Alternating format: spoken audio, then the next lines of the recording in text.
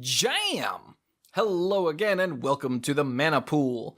This is episode 478 of the Mana Pool, and I have no and. That's it. It's episode 478, and that's that. I am Chewy, the lead dork, who does not have follow-ups. I'm Brian, the lead rambler and tangent master. I always have a follow-up, and I suppose this will be the episode that goes down in infamy. For what? Stay tuned. I'm Mike. I'm the rules guy and the game lore guy, and I am eagerly looking forward to whatever infamous event happens next.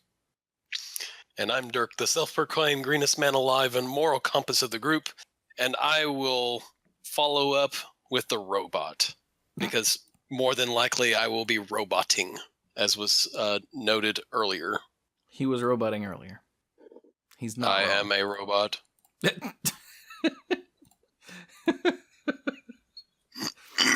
Quick, somebody bust out some 80s music so he can do the robot. Dun dun dun dun dun dun dun dun dun. Wait, I know what that was. What was that? I can't. Now that you're not humming, I can't Dance if you wanna. Do do okay. do do do do. Yeah, well, my friends don't dance. And if they They're don't no dance... friends of mine. What? Oh, we're not Dirk's friends, you guys. I was wondering. Wait, Brian, do you dance?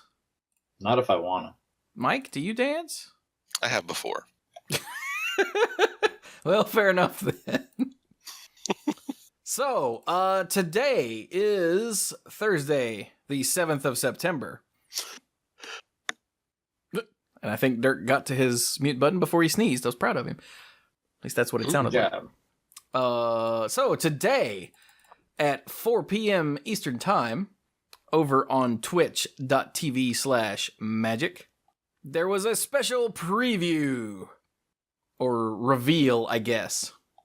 Yeah, we'll go with that. A special reveal of Magic the Gathering Arena, which is a new thing that they're doing. You remember Magic Digital Next? Well, Magic Digital Next is the name for all of their digital things that they're doing. I think we covered a little bit of this when they announced that they were no longer going to be supporting Magic Duel. Yeah, and we talked about it when they announced the Magic RPG, too. Yep. Oh, yeah. Yeah, that was a good I episode. forgot You about remember that. Yeah. Sorry, the Magic MMORPG. Gesundheit. Thank you. I couldn't reach my mute button. So, today they revealed Magic the Gathering Arena. Previously, what we knew about Magic the Gathering Arena was that it was called Magic the Gathering Arena, and they were going to do a reveal today. That's what we knew. Those are the things. So, well done. The main, at least as far as I could tell, the main expectation was that it was a new version, or will fill the role of Magic Duels. And that's that. And that's exactly what it was. It's the first thing by the Magic's new digital whatever, like Wizards of the Coast's new digital in-house whatever thing. Mm-hmm. I'm trying to find a name of it, and I'm not. Oh, the Digital Games Studio. There we go. Where they're going to be doing digital things. Look, there's a reason that I keep repeating all this, is because we don't know anything. Like, this is what we know. I'm trying to make it sound all big and impressive, but it isn't. So, the reveal today was... Chris, this guy... No, not Chris. What? I don't actually remember the name of the guy who was sitting there. It was Jimmy Wong and Nate Price and the other guy. And the other guy... I feel really bad about this, but the other guy is a guy who works on... who worked on Magic the Gathering Arena. He's one of the people in charge of that. But I swear I couldn't... I was playing Heroes of the Storm when the stream started... for about 5 minutes into the stream, so I missed basically the first 5 minutes because I was sort of not paying attention. Have you tried out Kel'Thuzad yet? Yeah, he's the first week hero I bought. Cool. But that's neither here nor there. But no, I was just curious. So yeah, what happened was they had 2 decks built, a red-green dinosaur deck that Amaz was playing, you know, the Hearthstone streamer. Apparently, he made day 2 of the Pro Tour he had the special invite to. I did not know that. Oh, good for him. Wait, doesn't everybody make day 2 of a Pro Tour? No. I don't know. Oh, no, because day I don't 3 believe is the... I know it's 3 days, but day 3 is the top 8. Never mind. Yeah, that's the Sunday stage. Yeah, Yeah. I'm thinking of, like, Worlds or something. Just ignore me. I'm tired. Dude. I'm hyped up. I need a nap. And that's just where we live. So, yeah, Amaz was playing that, and Gabby Sparts was playing a blue-black Pirate. with a tiny bit of red pirate deck. Yeah. And they were 2 theme decks, and they played them against each other, and it was nice. It was interesting. They played 2 games. Yeah, it's like Magic Duels, but with Hearthstone sensibilities. So, think about Magic Duels. If you look at Magic Duels, it looked like there were little magic cards sitting on a battlefield being digital. And occasionally they would, like, hover over the battlefield or something, but they were essentially just magic cards. Yeah. But these, much like... And I'm going to compare this a lot to Hearthstone because it's the other digital card game that I play a lot. And it was the first of the big popular ones. And Hearthstone has kind of changed the game in terms of people's expectations for what a digital card game should look and feel like. Exactly. So I could talk about Eternal or the Elder Scrolls one or all the others, but I don't play those.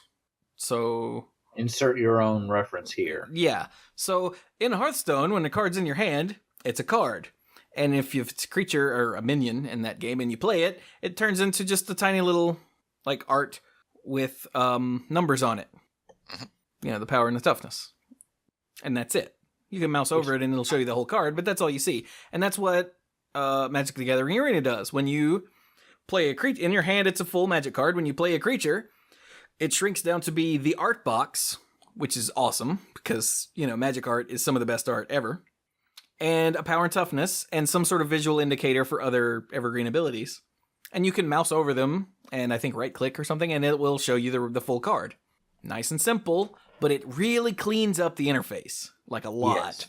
Yes, it does. Because I think the issue with, like, Magic Online and Magic Duels is you just basically look like you're looking down at a table, which is fine. I mean, we all love playing Magic, but it's not because we're like, oh wow, this table full of cards looks interesting in and of itself. You know, it's the interactions between the cards that's interesting. I heard someone once say that Magic, and this is someone that I can't remember who it was, but this is someone that loves Magic, and he said that Magic is just, it's difficult for Wizards to really promote it as a spectator sport because he said, honestly, it's hard to get there for Magic. And when you think about it, yes, we all love hearing the stories about Magic games, and we like watching some of the games like the Pro Tour, but if you just try and follow a Magic game, just physically watching what's happening, it doesn't have the engagement of some of the digital products that we're talking about, like Hearthstone or like Eternal or some of the others, you know? Yeah. So. And the other big thing, the again, forgive the term, the Hearthstonification of it, is that cards go flying across the screen when you attack with a creature, it jumps up and punches your opponent. Yeah, And when they block, it jumps up and punches the thing that blocked it. When you play a sizable creature, it makes more of an impact when you play it than just a 2/2. Because the developer said when you play, I think it was the 7/6 with trample and hexproof. You should know that you're playing a 7/6 with trample and hexproof, and the board should feel like it. So, you know how on Hearthstone, if you play a King Crush, when it hits the table, it cracks the table a little bit. So, yeah, and that's another thing. So the legendary creatures or legendary minions in Hearthstone all have their own personalized, like, voice lines and things like that. Yeah. They're doing that for Planeswalkers in Arena. Oh, Yep. cool. So, like, during the 2 games, Samut?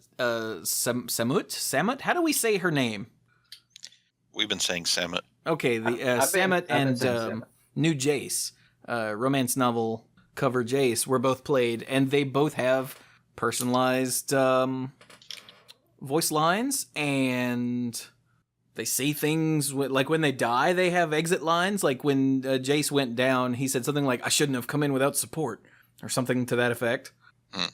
And it's just a nice touch that the Planeswalkers, being the main characters of Magic, are getting the extra treatment. And their appearance on the battlefield is really cool. They're in this really heavily stylized, full art, like Planeswalker frame sitting on the battlefield, which is really cool. Oh, is that what that thing is in the screenshot? Okay, that's what I thought, but I wasn't sure. Possibly. I don't know which screenshot Cool. you're talking about, but yeah. It's on the Magic the Gathering Arena page. They have some screenshots. That's also where the link to sign up for the closed beta is. Oh, okay. So yeah, it's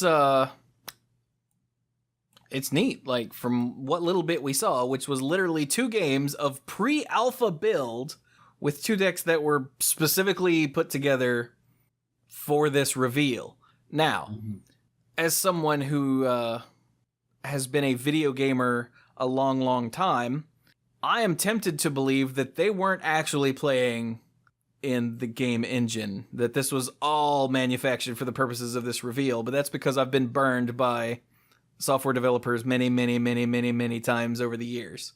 Oh, using pre-rendered footage. Well, no, not necessarily pre-rendered footage, but it is entirely possible that what we saw was a complete fabrication and nothing will look like that, because it's pre-alpha build. They're not even going into the closed. They want us desperately to sign up for the closed beta. They didn't even say when that's going to be, because they don't know.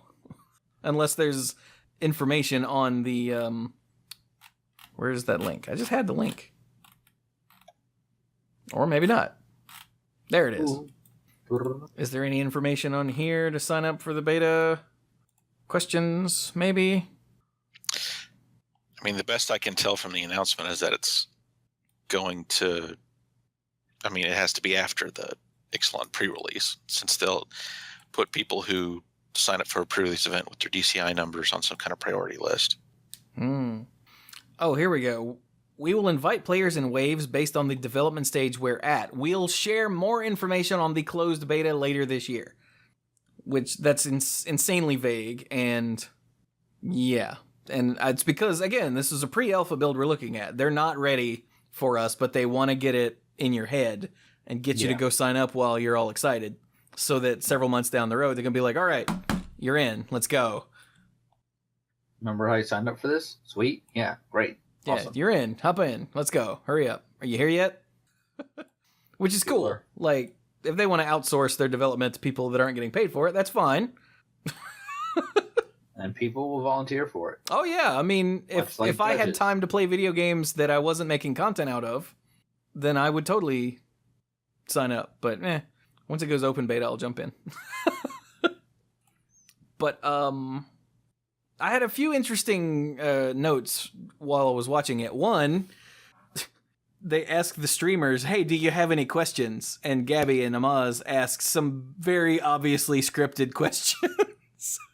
This is amazing. And I was How like... can one get their hands on this type of product? Only 5 payments of $39.99. I'm kidding. They didn't say that, but... But, I mean, it was pretty obvious they were told what to ask, which I find hilarious, considering there were basic questions that pretty much everybody in chat was probably asking. I wasn't watching chat because I hate Twitch chat unless you're my Twitch chat. In which case, you're awesome. In which case, you're awesome, because that means you're watching me stream. Yay. But, so right now it's going to be only on PC is what they're working on right now. But it's built in Unity, and apparently that means that it's easily moved to other places. But they offered absolutely no input on that, because right now they're still trying to make the game work. They'll worry about getting it on other formats later. Yeah. Let's see.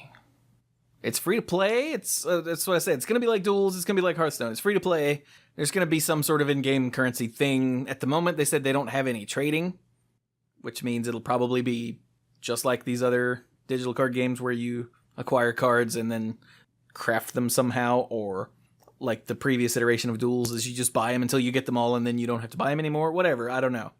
Yeah. But, Should be interesting. Yeah. What else is there? It's going to be... It's only for PC? At the moment, Originally, yeah. Yeah, the closed beta will be, yeah. At the moment, they're saying they're going to focus on just standard, which makes sense. Yeah. In the article that they also released today on Magic Online, basically saying, oh, by the way, this is not replacing Magic Online, as we've said before. And don't get in a panic over it. They specifically said one of the things that Magic Online does that this won't do is they have tried very hard, especially over the last couple of years, to bring in lots of older cards into Magic Online. And you're not going to have that same experience with Arena. So they're trying to keep them distinct. Yeah. Oh, look, here we go. So Magic Duels was not mentioned at all during this reveal. Magic Duels first dropped, by the way, in 2000 and I think it was 9? I think it was 2009. Something like that. It's been going steadily for 8 years. And then they lopped it off at the shins, pushed it over, left it in the mud to die. And then they're like, look, here is this new thing that we're working on. And they didn't mention Magic Duels at all, which strikes me as odd. I can understand not saying, look, we made it more like Hearthstone, because that's dumb. Don't say that. But it's essentially, they're going to say it's not. In fact, they say it right here on the FAQ. They're saying, is MTG Arena meant to replace Magic Duels? Answer, MTG Arena is not a successor to any previous game. Lie. We wanted to take the best of what works in Magic Duels, what works in Magic Online, what works with tabletop Magic, and what you should expect from a digital card game, Hearthstone, to give you the best Magic experience in a digital game. Which is corporate nonsense. It's totally a successor to Magic Duels. You're not fooling anyone. It's Magic Duels, but better. That's all you had to say. Now, I know they can't say that, because someone else was doing Magic Duels and Wizards Digital Studio is doing this. So it's their first thing. So it's technically not a successor because it's the first one. Yeah, maybe the decision to end duels and the circumstances surrounding it were touchier than they could let on. Because I know from other things that I've read was that there were, like, the big pieces of art that play before a mission in the single player campaign. They had commissioned artwork for stuff like that, for Hour of Devastation, that ended up not getting used once Duels was abruptly canceled. Whoops. Yeah. Like, there was art that was commissioned and finished for Hour of Devastation. Okay.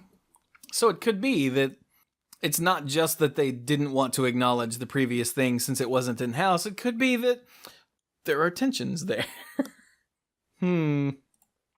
But, like, my main concern is not the gameplay. The gameplay's Magic, and it looks like it's going to be Magic, but better. Like, it's going to be Duels, but better. That's fine. That makes perfect sense to me. They've got it sort of loose like Duels, and you can toggle on a full control mode, so you have to pass priority for everything. So it'll go back and forth between, Magic Online and Duels flavors, Mm-hmm. And the UI looked good. You can actually shuffle cards in your hand, like reorder your hand, and when you do, your opponent will see that happen, because they kept saying they wanted to get it authentic. And you can sometimes, when someone draws a card and they put it at a certain place in their hand, you can glean some manner of information about that, and they didn't want to lose that. So that's totally a thing, rather than, like in Hearthstone, the card you drew most recently is on that side, and on Duels, I don't remember how it was sorted in Duels, because it's not really a thing I paid much attention to. Did they sort themselves by, like, type and mana cost? I think it was type and mana cost, yeah. But, I mean, it's those little touches like that where you can totally shuffle your hand and your opponent has to watch you shuffle your hand. It'd be just like going to Friday Night Magic. Or you can sit there and flick cards while you're waiting for your opponent to make a play. Yeah. But, so, my main concern is not the gameplay, because the gameplay is going to be fine. I'm almost certain they can't screw it up that bad. I mean, Duels wasn't great, but I enjoyed actually playing the game. What drove me away from Duels was the stuff outside of the game. Like, the card acquisition was a miserable grind. It was not. Yeah, I did some math. Because there was no, like, crafting of cards or anything. I did some math to figure out how often I would have to play and how much I'd have to play to actually get all the cards from any given set. And I didn't even get done with the math, and I'm like, I will not do this. I'm out. Yeah, because you have Yes. zero control over when you get a card Yeah. that you want. Yeah. Like a couple days ago, last week, whenever it was, it doesn't matter when, it was a couple days ago, sure. I was looking over my new Razaka's Priest deck in Hearthstone, and I was like, fine, I will craft a Lyra to put in the stupid deck. So I crafted a stupid Lyra to put in the stupid deck. And now I have it, and I'm good. But with duels, if I'm like, I really want a Jace to put in this deck, you just have to open packs until you get a Jace. Yeah. Granted, with every pack you open, your chances of getting a Jace get better, because in duels, you didn't get duplicates beyond what you could use. Mhm. So eventually you're gonna get it. You're guaranteed to get it. You just have to keep throwing either real money or in-game gold at it. I wonder which one Wizards would prefer that you spend. Yeah, right? But it was way too grindy. And the deck building in Magic Duels was not good. I didn't like it at all. No, it was not very intuitive. Sorting cards took a while. I felt like loading was a bit of an issue too. And there was no text search filter for. Oh, there the wasn't, cards. was there? No, I mean that interface would be acceptable on a phone, but like literally nowhere else. It's just too clunky. Yeah. So those are my problems with duels. If they can make deck building and card acquisition, and I'm not saying give us all the cards easily. I'm saying don't make it a miserable grind. Yeah. Then it'll be awesome. Otherwise, people aren't going to want to. They're going to look at it, like you said, and go, "Wow, this is going to take too long. I could be doing anything else with my life right now." Yeah. Hey, Kel'Thuzad just came out, and Here's the Storm. I'll go play that instead. I mean, like I'm one of the people who they lost a long time ago on stuff like that. But I just always preferred the arcade style of the earlier games instead of the more quote unquote realistic, not actually realistic, completely free deck building that started to show up later on. Mm-hmm.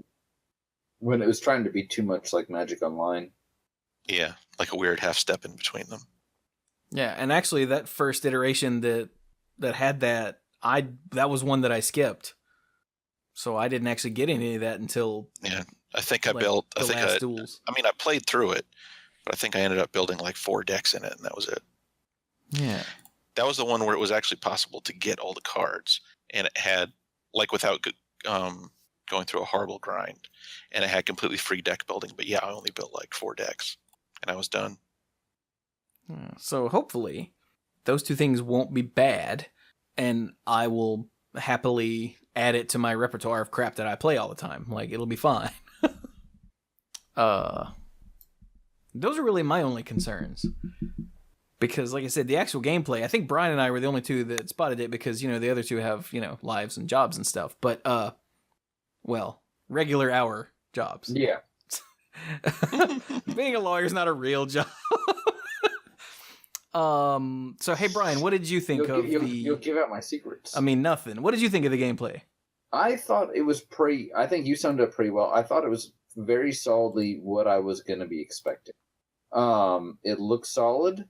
It seemed very intuitive. All the graphics seemed to go very well together. I enjoyed the coloring. Everything presented pretty well. The gameplay felt very smooth and intuitive. So I thought it looked pretty good. I was not like, this is the most amazing thing ever. I think because, honestly, we're at the point now where there are a fair number of these similar products that this is not the only game in town, literally or figuratively. So I think that's a bit of a challenge for them going forward. You're not going to have the same, they're not the first one out of the gate, so you're not going to have the same impact of that. But this is really the first time that I think that Magic has been represented this well. So I really hope that the finished product comes out pretty close to what we saw today. Of course, I was also watching for previews, which they sprinkled a couple previews of cards we hadn't seen here and there, and some of them were interesting, and some were like, wow. But we'll get into that in a minute. But I did appreciate that those were there too, so it was all sorts of incentives, let's put it that way, to be watching and paying attention and involved. I have put my name in for the closed beta, and we'll see. I always feel like I don't really have a whole lot of luck getting signed up for those sorts of things, but I did get into the closed beta for Heroes, so maybe I can get in. I don't know. I'm asking myself that question. We'll see what happens with it. But yeah, I'm glad I watched it. And seems like it would be a good place to have like a field in the registration. Is like, do people know you from anywhere? You could be like, I am a host of the Mana Pool who's been around for damn near 10 years. You should totally let me into your beta. Well, since they're apparently limiting what you can say about it or stream or whatever, I don't know. Maybe they'd rather have Joe Schmo. Not that I'm saying anything bad about Mr. Schmo. He's a great guy, and I'm not saying I have any more pull than he does. Yeah, Joe Schmo is pretty cool. I like him. Yeah. So, but yeah, I mean, again, summing up what you said, it looks pretty solid, and I always love Magic. I'm always sad that I don't get to play more than I do, so any excuse to play a little more would be pretty cool. Yeah. It is entirely possible that it will actually like invigorate my interest in things like Standard if it's good. Mm-hmm. Yeah. So, because like right now, and I'm not ashamed to admit this, but right now I know way more about the meta in Hearthstone. Well, the intricacies of the meta in Hearthstone than I do the meta of Magic. Mainly because, Standard is dead right now. Like, the last big weekend for Standard was last weekend. Yeah. We're a new set's coming out in 2 weeks. It's not the time to really be innovating anymore, sad to say, but it isn't. Because everything is about to change. Everything they wrote in science books is about to change. Yeah. Hey, I got one quick thing. This is not Magic related. I promise I'll limit it to 2 minutes. But you made me think about this actually twice. Once when you're talking about commenters on Twitch being the worst. Just the worst. And then thinking about, graphical updates and things like that of duels versus the new product, and as well as what's available on PC versus other formats. Did you guys see the announcement for the PS4 remake of Secret of Mana? Someone had mentioned it in class, but I haven't this was heard from it myself. Earlier this week or last week or something, right? Yeah. Yeah. I remember someone telling me that. I saw the announcement video, and the comments are all they're divided into two groups. One is there's no way this will be better than the original, and then the other half of the people are saying, why is this not going to be on what's the Nintendo Switch? The Switch. Why is this not going to be on Switch? Because apparently it's going to be on PS4 and Xbox One, and it's not going to be on Switch. So half the people are like, this is terrible, and it's ruining my childhood. And the other half of the people are like, why isn't this going to be on my system? It was originally on Super Nintendo, right? Yes, it was. Classic, man. I love Secret Mana. But anyway, that has nothing to do with Magic. All right, I told you I'd keep it short. So, anything else about... That's pretty much all we know about Arena. And we're months away from even probably hearing about a release date. So, that's all we're really going to know for now, I think. Shall we head right into previews? Is there anything else to talk about, or previews? I guess so. See, what the listeners don't know, I'm going to give you a small peek behind the curtain, is that all that was just stalling so Dirk could eat dinner. That's right. Hey, Dirk, you done? Oh, I'm done. Sick. All right, let's get into Ixalan. Dirk eats fast. Have you ever watched Dirk eat? No, because you physically can't. This is not a joke, listeners. There have been many times over the years where we have been sitting around talking, and I look over at Dirk's plate, and it's empty, and I never once saw him put food in his face. It's just gone. And I'm like, did you eat that? And you're like, it was good. Oh. I feel like he's like Mork from Orc. He could put his finger in a glass of milk and just... I wonder if Dirk just puts a plate of food in front of him and it just absorbs. I have had one person who said that he looked and he swore that I just have like a little door in my stomach that I just open and just sort of like drop the food right in real quick and set the plate down and just close the door back. It's like, where did your food go? I ate it. Was there a door you opened in your stomach and just dropped it in? Where did it go? I didn't see it. Oh, good times. Anyway, so Ixalan, yes. Yes. I guess we should start with that one especially crazy card that happened in the arena thing. Why don't we start with that? And then I was going to say, why don't we then turn to the quick table of old but new dinos? Just because that's kind of its own thing. And then hit the rest of the list. But yeah, we got to talk about this first. Yes, we do. Is there an image of it anywhere? Yeah, they're on Facebook, but I can't freaking... I saw them all over Facebook earlier, but now I can't find one. Yeah, probably because your feed has already shown it to you, so it's not going to show you again. Yeah, and what's weird is that it showed it to me like 3 times, so I think that's everyone that was posting it to the freaking... Oh, wait. Nope, that's not it. Are you serious? Okay, Google. Oh, wait, I don't have a thing. All right, so we're going to go Magic the Gathering Arena Cradle. Images. It hasn't hit Google yet with that phrase. Oh, yeah, it has. Okay, hang on. It's on Reddit. Copy. Here is the link for you guys. So it's called The Growing Rights of Itlamok, which I would like to point out is Camilti backwards. That doesn't tell me anything. So, I've talked a lot. Hey, Dirk, you haven't said much. What, you want to read that? Sure. So, Growing Right of Itlamok. For 2 and a green, it's a legendary enchantment that's rare. When Growing Rights of Itlamok enters the battlefield, look at the top 4 cards of your library. You may reveal a creature card from among them and put them into your hand. Put the rest on the bottom of your library in any order. At the beginning of your end step, if you control 4 or more creatures, transform Growing Rights of Itlamok. And it transforms into Itlamok, Cradle of the Sun, which is a legendary land. Tap, add green mana to your mana pool. Tap, add green mana to your mana pool for each creature you control. What? Gaia says, huh? Wait, what? Huh? Yeah. Mm-hmm. Yeah. So we either get 1 green mana or a lot of green mana, depending on how many creatures you have out. If you have more than 2, you should tap it. If you have 2 or more, you should tap it for the second ability. Well, I mean, if you flipped it in the first place, you can tap it for 4 mana. Yes. Now, it's going to flip during your end step, so luckily you have to wait a turn to really exploit it, but chances are, because it was an enchantment before, it's untapped. So on your opponent's next turn, you can go ahead and tap it for 4 green mana if, for example, you've got a green creature with flash, or an instant like a fog or something like that, or a kill spell. It's harder to find those in green, but, Hey, man, they make fight spells that are instant. Yes, they do.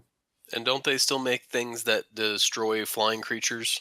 Or is that all gone now? No, there's still some, like Plummet. Yeah, it's still. Yeah.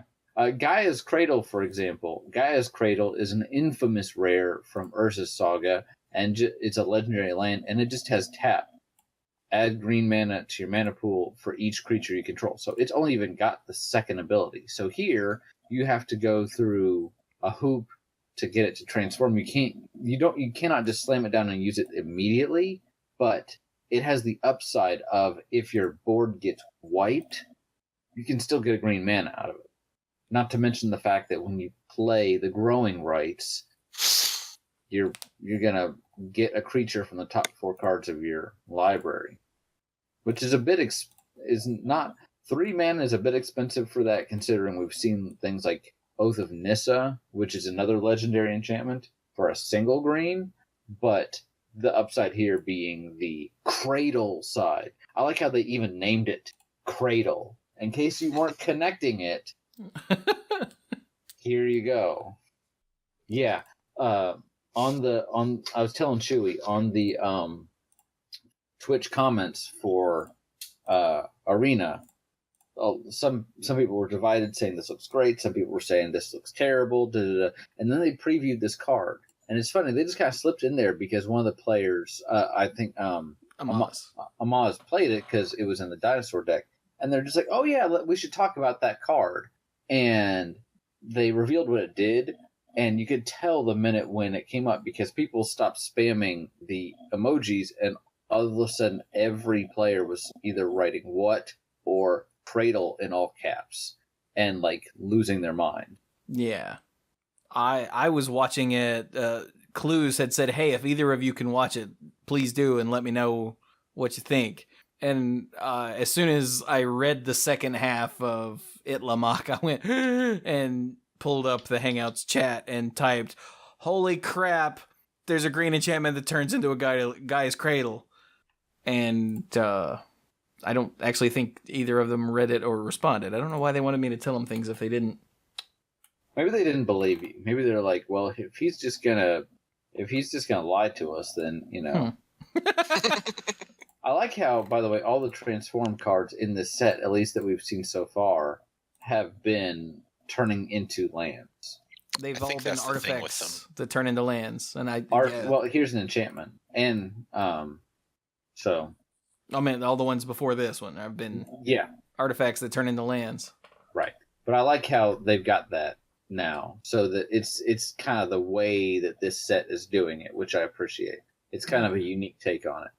Yeah, because the whole concept of this plane is that it's deep and forbidden, and nobody can find this one lost city. So, Mike, did you read the story yesterday?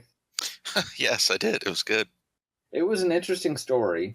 I don't want to give anything away for people, but I did make one prediction about Jace before when we were talking about him last week, and I was like, Jace card and all that, and where his mental state might be, and I was surprised to see exactly how close I had come. I'm not going to say to what extent, but because again, it just came out yesterday, so spoiler alert.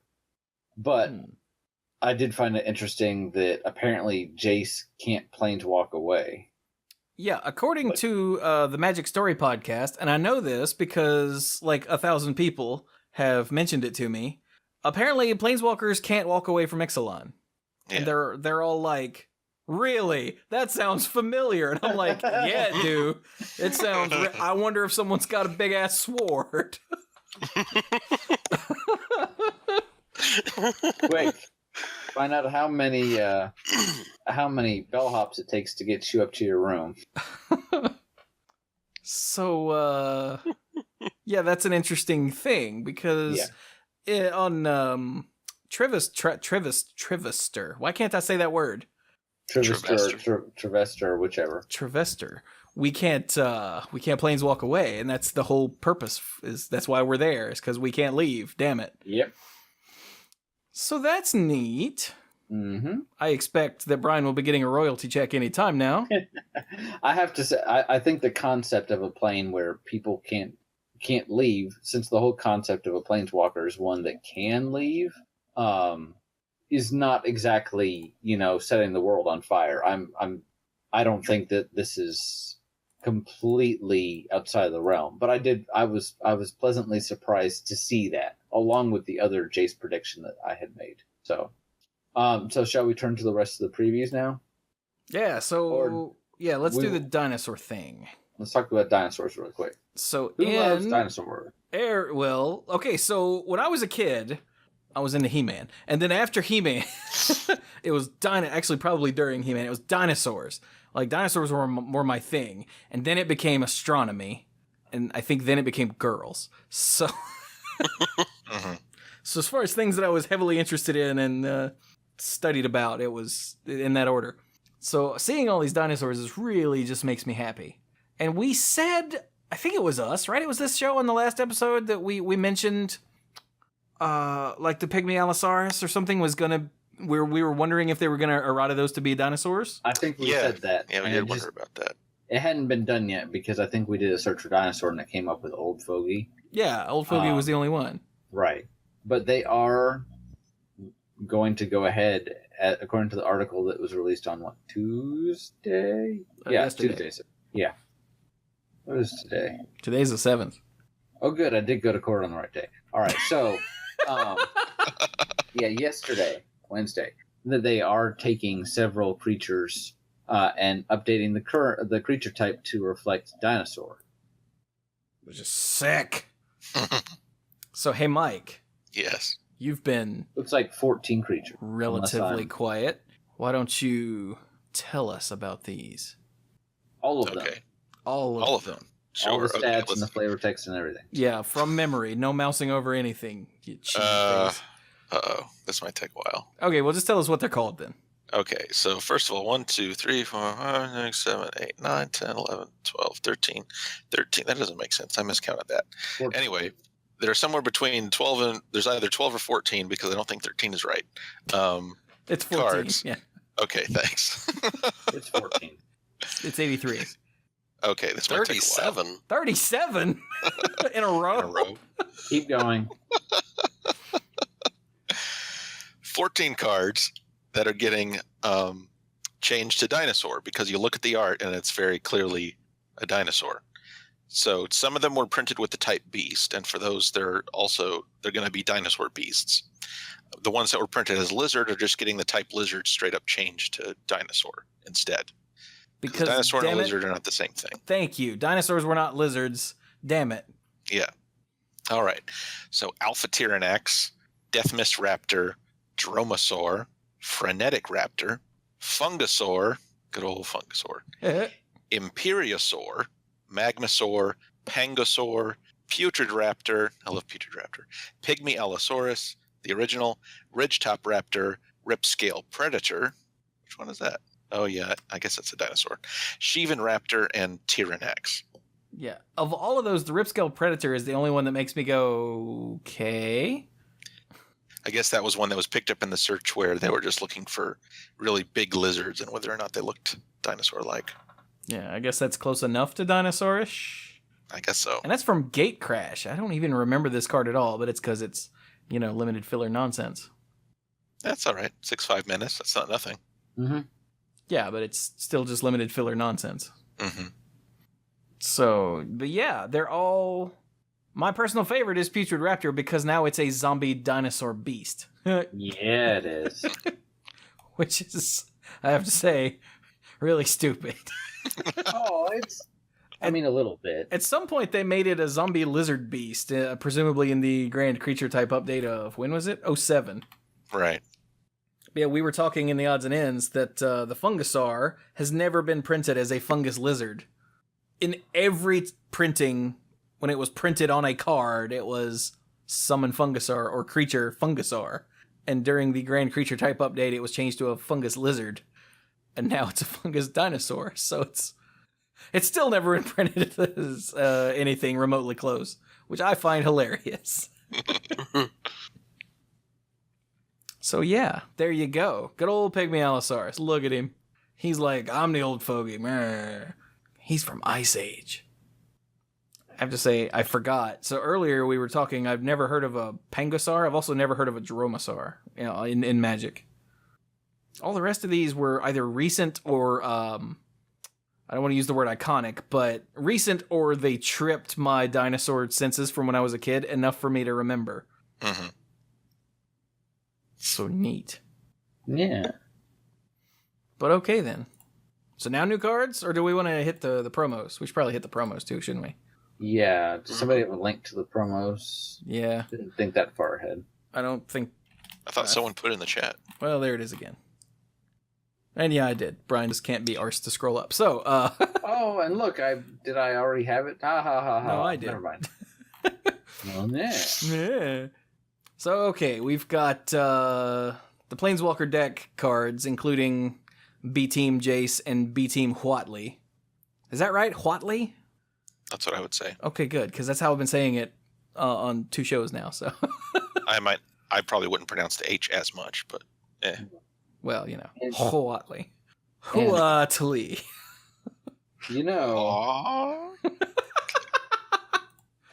There's been some of these B team, what we call the B team, the Planeswalker deck, Planeswalkers, that you look at and you're like, well, that's still pretty good.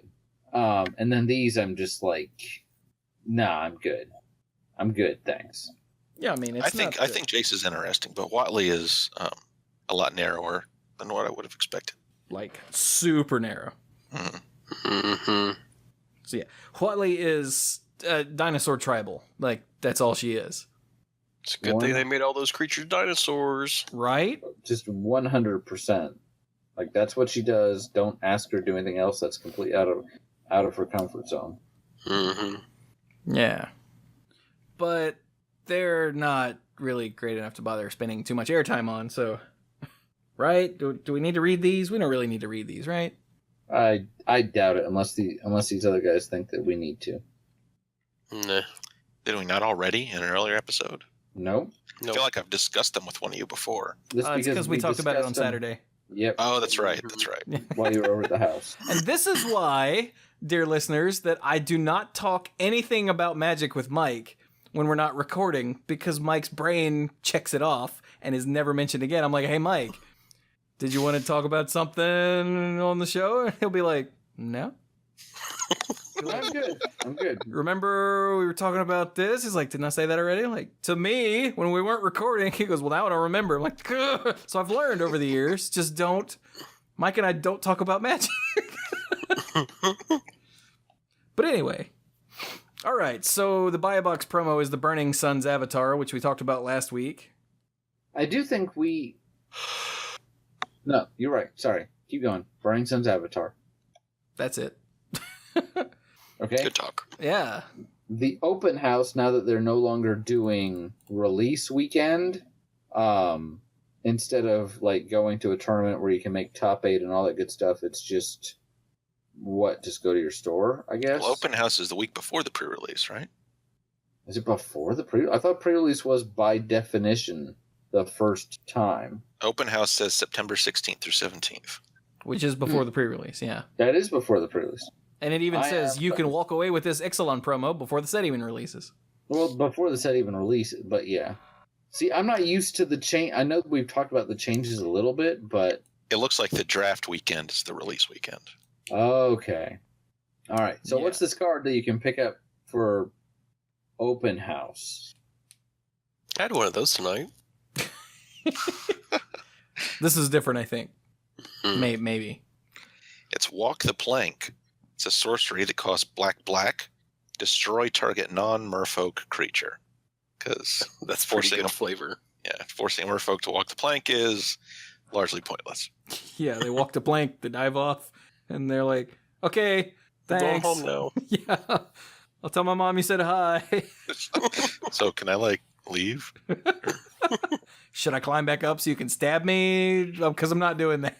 I find this promo art for this interesting because during the arena game, the pirate deck had a couple copies of this card, Mhm. and the non-promo version has the perspective of over the shoulder of the victim, and you can see sharks in the water. And I Yeah. thought that was pretty cool. And here it's more of you're looking up. So Yeah, here they're showing more of the weird little monkey goblin, because the goblins on this plane are weird little monkey looking things with tails that are blue. But yeah, it's more about him and being chained up, and in the non-promo art, it's more about the watery grave that you're going to. Yeah. So that's pretty cool. But what do we think of Walk the Plank? I think this card is kind of sick. I think good. it's pretty good for 2 black mana. That's pretty darn good. And that non-Merfolk clause, who knows if that'll even matter, you know? Yeah, it So- might be like Rend Flesh. You remember when Rend Spirit and Rend Flesh were around, but everyone I just played do. Rend Flesh because Yeah. non-spirit is a lot bigger than spirit. Well, yeah. It applies to a lot more things. I mean, even Victim of Night, even though it looked like it had some major restrictions on it, was still really useful at What the was time. that? Non-vampire zombie werewolf? Yeah, non-vampire, non-zombie, non-werewolf. Yeah. So yeah, I think this will be a thing. Yeah. And it got It's quite super useful. colorful art here on this promo. I really like this guy's getup. Like, I like the cut of his jib. Like, I don't want to Ah. subscribe to his newsletter because, I mean, he's about to die, so his newsletter is about to become a canceled. But still, And being a pirate, there's no guarantee he's literate, so. yar. He's a snazzy dresser, though. So if you participate in a league, you get this crazy new land. Hey, Dirk, you should tell us about that. The unclaimed territory? Yeah, because Dirk loves him some tribal. Oh, gosh. As unclaimed territory enters the battlefield, choose a creature type. Tap, add, is it generic mana? Or is it Colorless? That's colorless, yeah. colorless mana of your mana to your mana pool? Tap, add 1 mana of any color to your mana pool. Spend this mana only to cast a creature spell of the chosen type. So it's either another source of the Colorless mana. rarer than you'd expect colorless mana, or it's a city of brass for your chosen type. It's a cavern of souls that doesn't make it uncounterable. It's pretty good. It's a birds of paradise that won't get bolted. There you go. So yeah, that seems good, and it's uncommon. Yeah. So that all us casual nerds can get a hold of plenty of them. Yay! So draft weekend. So that's what was release weekend. Now it's draft weekend, right? Mm-hmm. Right. And that's Bishop or someone else read that. I'm stupid. Well, we covered this last week. We did? Yeah. It was up at the time. Oh. But it was up at the time. I don't know that we didn't hit every card, so just as a quick thing. Yeah, I don't think we did. No, yeah. The Bishop of Rebirth. You know, I know it was up. I don't know that we got to it. So for 3 and 2 white, it is a 3/4 vampire cleric. It's rare. It has vigilance. So, all right, not bad. And then when it attacks, you may return target creature card with converted mana cost 3 or less from your graveyard to the battlefield. Seems good. I like it. Seems like not broken. Yeah. In one of the EDH games we were playing over the weekend, I was playing my Alicia, who smiles at death. Yes. And that you have to pay mana for, but she costs 3, and then she just gets something that has total power 2 or less in the graveyard, which allows for shenanigans with things like Pentavus, etc., etc. This is a lot more balanced because it costs a lot more up front, and then you can only get things with converted mana cost 3 or less. But you don't have to pay any mana for it, and it's got vigilance, so you can get back like the eternal blocker. Yeah, I mean, 3 mana worth of creature for free just for attacking is a pretty significant effect. Yeah. Yeah, and you can do the that trick that I hated so much with Sun Titan, getting back the stupid illusion that costs 2. Oh yeah, Yeah. Phantasmal image. Phantasmal image, but you can't chain them like you could with Sun Titan because Sun Titan was busted. Right. And Sun Titan could get back a permanent, so you could get back like Liliana of the Veil. So Yeah. Or your fetch land, which all of those were good ideas. This is just creatures, and it's only when it attacks, and it's 5 mana for a 3/4 with vigilance, as opposed to 6 mana for a 6/6 with what? They all have trample? No, What? they all had a different keyword. Oh, what did No, they didn't all have a different keyword ability. They all had a static ability and a triggered ability. What was Sun Titans? Was it vigilance? It was vigilance. Oh yeah, okay. So yeah, basically it's a fixed Sun Titan. Stupid Titans. The F&M promos are the first of the new F&M promos. The tokens, shiny, double-sided. So Bill and Clues did not remember the double-sided zombie and zombie with hat. Really? no. They were like, I don't remember that at all, and I was blown away. I don't remember what that promo was for. Was it a pre-release? It was for Eldritch Moon? Yeah, but was it a pre-release for Eldritch Moon?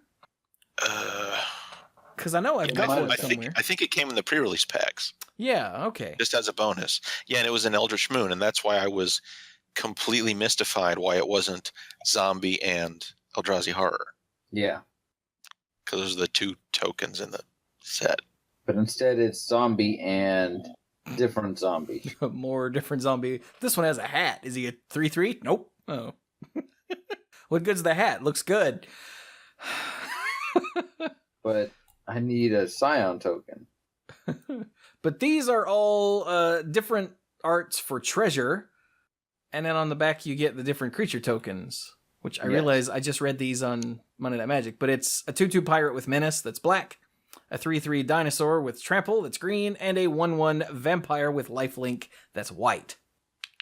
And one of the things I like about this is that if you flip it over real quick, I almost got the sensation of the creature popping out of the treasure. Hi. Oh, it's trapped treasure. I hate that. It's a mimic. Everybody loves mimics, right? You open it up, and instead of da-da-da-da, you get rah!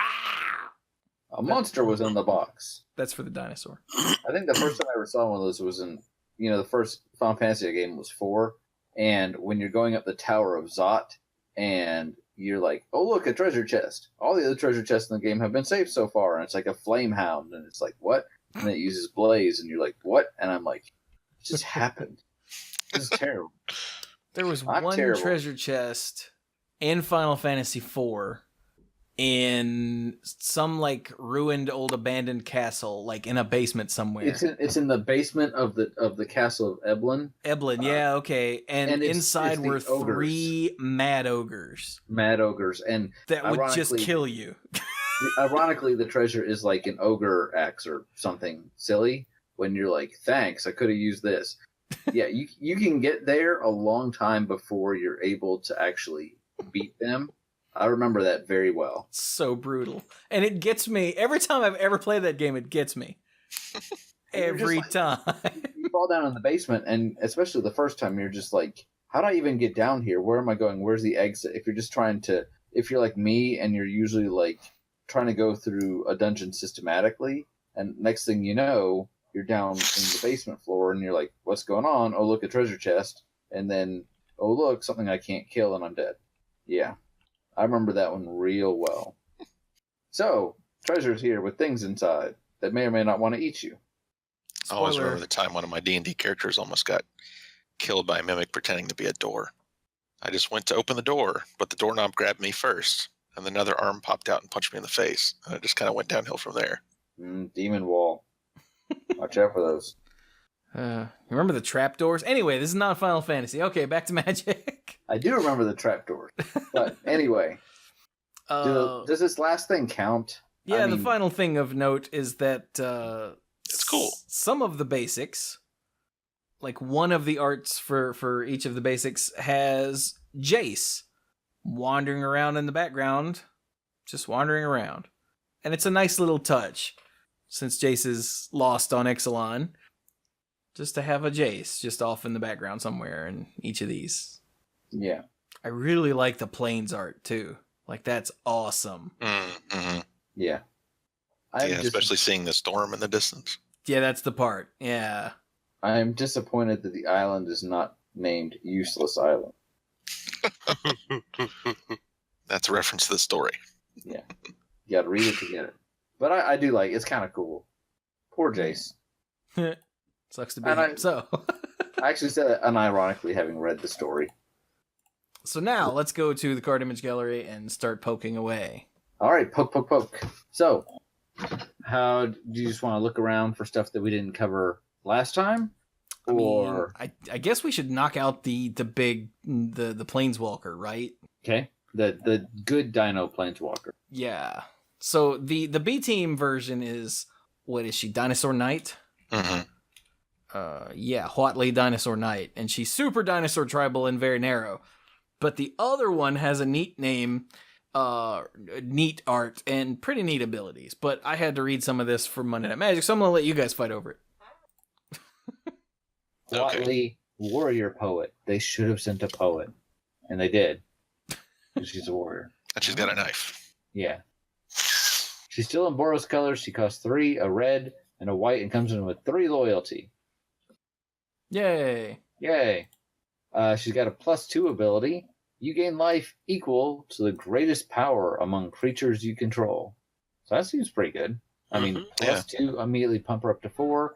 5, thank you. And gain you some life. And if you're just in a spot where you just need to gain some life, you can just throw this down and start building your life back up pretty comfortably. And unless they can remove the creature and the Planeswalker, you can create a fairly healthy cushion. So that's a pretty nice starting point. Mhm. Who wants the next ability? I'll go ahead and take it. Okay. So, second ability is for 0. Create a 3/3 green dinosaur creature token with trample. With trample. You know what? I think I missed that the first time. That's pretty cool. And again, planeswalkers that can protect themselves are automatically slightly better. Yep. And she's not getting loyalty for this, but nor is she going down. Mhm. So once again, you can just throw this down and just use it as an engine by which to get more dinosaurs every turn. Mm-hmm. Okay? She likes dinosaurs. She does. But unlike the other version, this one is not completely dependent on dinosaurs. She just brings them along, but none of her abilities say you have to play dinosaurs. And thank goodness, because she's... Like, I was really afraid that she would be lame after seeing the super other narrow one. Dinosaur Knight. I was like, oh man, I hope she's good. And she is. And Mike, what's that last ability? The last ability, for -X, Watley Warrior Poet deals X damage, divided as you choose, among any number of target creatures. Creatures dealt damage this way can't block this turn. That is neat. That is neat. It's not the flat-out win the game type of limit break that we see on some other planeswalkers. It's just a more, wow, that's a really cool big ability. Oh. She just kind of reminds me of Garrick. Because, Yes. difference is she gains life and deals some direct damage and makes creatures, and Garrick was, here's some lands, let me make some creatures. Here's an overrun. Yeah. Here's an overrun. I mean, Garrick had an ability that was draw cards equal to... One of the Garricks, anyway. Draw cards equal to power among creatures you control, right? Right. One of them did. One of the 5-cost ones. Yeah. So yeah, the concern with Watley is that, at least the concern that Bill had, was that she doesn't really do anything. She makes creatures. Yeah, she makes 3/3s, and she can gain you some life to get you out of reach. Mm-hmm. She can burn a couple things off the board. You just have to watch her loyalty to do it. Yeah. She doesn't come in with a ton. Yeah, I mean, you can still get 2-for-1s or more with that last ability, even if she's not at a super high loyalty. Yeah. Like, I really like her. I think she's not, like, brilliant, but I think she's solid. Yeah. I definitely don't agree with it doesn't do anything. Well, that might not be exactly what he said. That was like 4 days ago now. Okay. I think honestly, she represents a fairly large threat where if you just, she's not the kind where it's very safe to just leave her alone. You don't have creatures, she makes creatures. You got some creatures, you want to pad your life. +2 is nothing to sneeze at. Yeah. And then if you leave her alone to build up some loyalty and you try and get your stuff to stick to the board, it may be a little difficult with that last ability. And then, again, in a pinch, like you said, creatures dealt damage this way, can't block this turn. It can just be, oh, look, I win. Yes, you can totally play her -3, ping, ping, ping, those 3 things can't block, I kill you. Yeah. And that's not Magical Christmas Land at all. No, that is very reasonable. Bill actually saw her as like the top of the curve in an aggressive deck to get the last points of damage in. When they have blockers, you just remove the blockers. So if those can't block, I kill you. I saw her as something to put in some sort of more control-y, mid-rangey, maybe not mid-rangey, but a more control-y style red-white deck where she's there to stall until you win. And I think she actually works both of those ways. She does. Which is really neat. that is her strength, is that she is not tied down to one particular role necessarily. So, do we have any other Planeswalkers, or is it just her and Jace thus far? I believe it's just her and Jace. I'm sure we'll see Vraska. I hope so. If they pull a Nicol Bolas and say, hey, here's the one you've been waiting to see, guess what? Next set. With Nicol Bolas, it made sense because he didn't make an appearance until Hour of Devastation. Yeah, the very Right. first thing they showed for Ixalan was Vraska dressed up like a pirate. If they leave her to the next set, that's going to be a problem. Yeah, and she's already shown up in the story. So, And on some cards. yeah, they Yeah. need if Vraska is not in the set, then son, I am disappointed. Right. But I am a little nervous because she was not one of the Planeswalker deck Planeswalkers. So, Well, hope they didn't mess it up. I don't know what I was about to say with that. Well, I don't know why, but I find that comforting. Okay. Any other gold cards we want to talk about? We've already talked about the Admiral. I don't think we've talked about the Belligerent while we're on the topic of dinosaurs. Hey, Chewie. Oh, yeah. What's this guy do? The Belligerent Brontodon for 5 a green and a white is a 4/6 dinosaur that's uncommon. And it says each creature you control, very important, assigns combat damage equal to its toughness rather than its power. Wait, that's what the others of that type said too, isn't it? Or did Doran was everybody, wasn't it? Okay, Doran that's what I thought. Doran was everybody, yeah. Which So, yeah. is interesting because a lot of decks that we're not expecting to play against a Doran are not going to fare very well against it. If you've got like a 3/1, that just feels kind of silly against a 1/4. But here, if you're the dinosaur player, you're probably going to do a pretty good job with it, hopefully better than your opponent. It's a little more expensive than Doran, but it's an uncommon, it's not legendary, and it's a dinosaur. So, and a 4/6 can take a whole lot of enraging. Like a whole lot. Granted, it doesn't have any enraging I was just about to mention that. But if there is one that says, whenever a creature, there might be a generic whenever a dinosaur you control is damaged, do something or other, something. Could be. Words. Things. I like dinosaurs. You know what else I like? Yes. Just but from what we're little... not talking about that right now. Oh, yeah. Astronomy and girls. The other thing that I really like in this set thus far is the vampires. Yeah, it's really kind of an interesting take on Mhm. vampires. Yeah, and I something about the existence of this card just makes me happy. It's Call to the Feast. For 2 a white and a black, it's an uncommon sorcery. Create 3 1/1 white vampire creature tokens with lifelink. It's so simple, but it's so good. Because lifelink. Yeah. I mean, it's not going to break standard or anything. At least I don't think so. But it's just good. I just really like it. I do find it interesting that the vampires have leaned towards white. Yeah. This- Yeah. That is very interesting. Yeah, like we So said last episode, they have clerics and paladins, these, and a religion of some sort that is highly evident in their cards. Mm-hmm. So who is what's the shard whatever that's black, white, red? Mardu. Mardu. Yeah. So all you have to do is just make a Mardu commander deck and you could do vampires. Which is actually what the commander deck that's vampires is, right? Yeah. Yeah, that's Yeah. the one Chewie was playing this past weekend. Okay. For what if I don't remember. You are that far correct. back. Gosh. You okay? It's over been there? a long day. Yeah, it has. But I love the flavor text on this. By the law of church and crown, vampires feed only on the blood of the guilty, those declared heretics, rebels, or enemies of war. So, there's rules. Yeah. Mm-hmm. It's not just a bunch of vampires that are just like, hey, I want to eat this person now. I'm going to eat this person. Yeah, so that's really cool.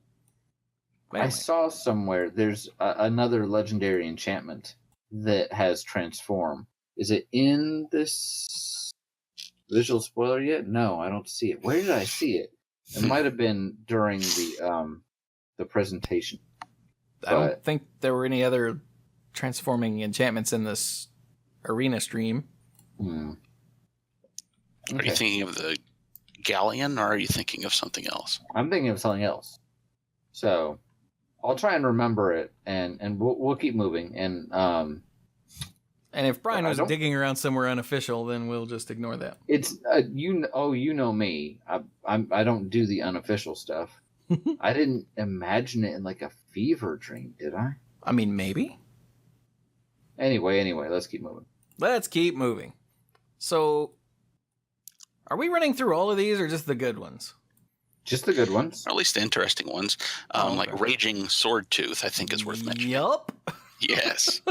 For 3, a red and a green. It's a uncommon dinosaur. It's a 5/5 with trample. It's a 5/5 with trample for 5. When it enters the battlefield, it deals 1 damage to each other creature. Yes, it gets yours too, but especially because of the presence of Enrage, it's really easy to make that a good thing. I'm so angry right now because I'm a dinosaur, and it's a So 5/5 mad, for 5 with trample. Yeah, with a quote-unquote drawback. Might actually kill 1 or 2 of your opponent's creatures if they're small enough. Yeah, or if you play it after combat, after there was Yeah. some blocking. Oh yeah, that's very good. That's very sneaky. I like that. Or Yeah, play it with- before combat to discourage blocking. But especially with Enrage being a thing. This is going to be Yeah. one of those things that you get sick of seeing at pre-releases. Yeah. And in limited, just in general. You're going to be like, damn it, he's going to have a sword tooth, I know it. And then the next turn he goes, sword tooth, enrage trigger, and you go, I mean, it's an uncommon. So Exactly. It definitely enables the deck. The next card is a rare and dark. Have you read Regisar Alpha? Yeah, I just read a little bit ago. Well, you should totally read it out loud because So, Register Alpha for 3 red green is a 4/4 rare dinosaur. Other dinosaurs you control have haste. When Register Alpha enters the battlefield, put a 3/3 green dinosaur creature token with enters the battlefield. Create a token with trample. Okay. I was looking for enters the battlefield or something like that, and that's why I stopped and was like, okay, I missed something. you're showing your age. I am. That's kind of cool. Yeah. yeah, like my first thought when I saw this was, oh, look, it's a Broodmate dragon that can't fly. Yeah, it's Broodmate Dinosaur. It's pretty good. I think it was also during the odds and ends of this episode, Brian goes, I was very sad to see the word other there. I'm like, yeah, because that's fair. I'm not saying I'm not saying it's not completely necessary. It's very necessary that the word other show up on this card for other dinosaurs. But at first glance, I missed it. But it's 5 mana. Having a 4/4 with without trample and a 3/3 with trample, able to attack immediately, is not even close to being fair. It would be rage-inducing. You thought you hated the raging sword tooth, which arguably you would, but I'm just waiting for the point when I get to the pre-release and I have like a dinosaur deck in my pool. I will nerd out. I'll be like, rawr. I'll be roaring at people all day. Or if I have pirates, I'll be yarring at people all day. And if I have merfolk, I'll drown. Just go. I was about to say, you're going to make the Murloc noise all day.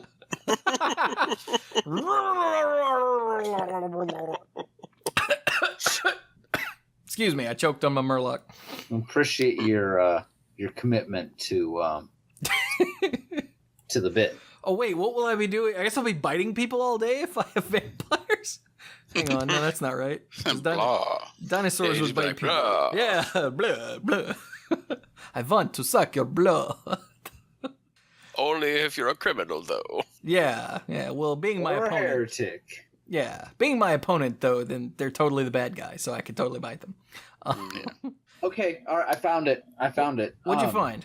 The other legendary enchantment card with transform, and it's Oh. completely legit. You know why it's completely legit? Because it's 'Cause- in today's update article. Oh. So That's legit. I'll tell you what. While you're looking at that, I'm going to go ahead and talk about it. It's All right. card Arduel's Bloodfast for 1 and a Oh black. yeah. For 1 and a black, it's a legendary enchantment. It's rare. It has pay 1 and a black, and pay 2 life to draw a card. So Greed. Slight. Almost. It's a greed. And at the beginning of your upkeep, if you have 5 or less life, you may transform Argyl's Bloodfast. I like that you don't even have to. And that turns into Temple of... Yeah, go ahead. that thing.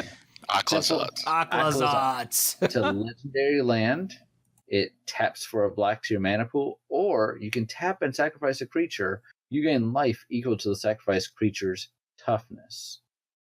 Wait, I know that land. Isn't there a land that does that?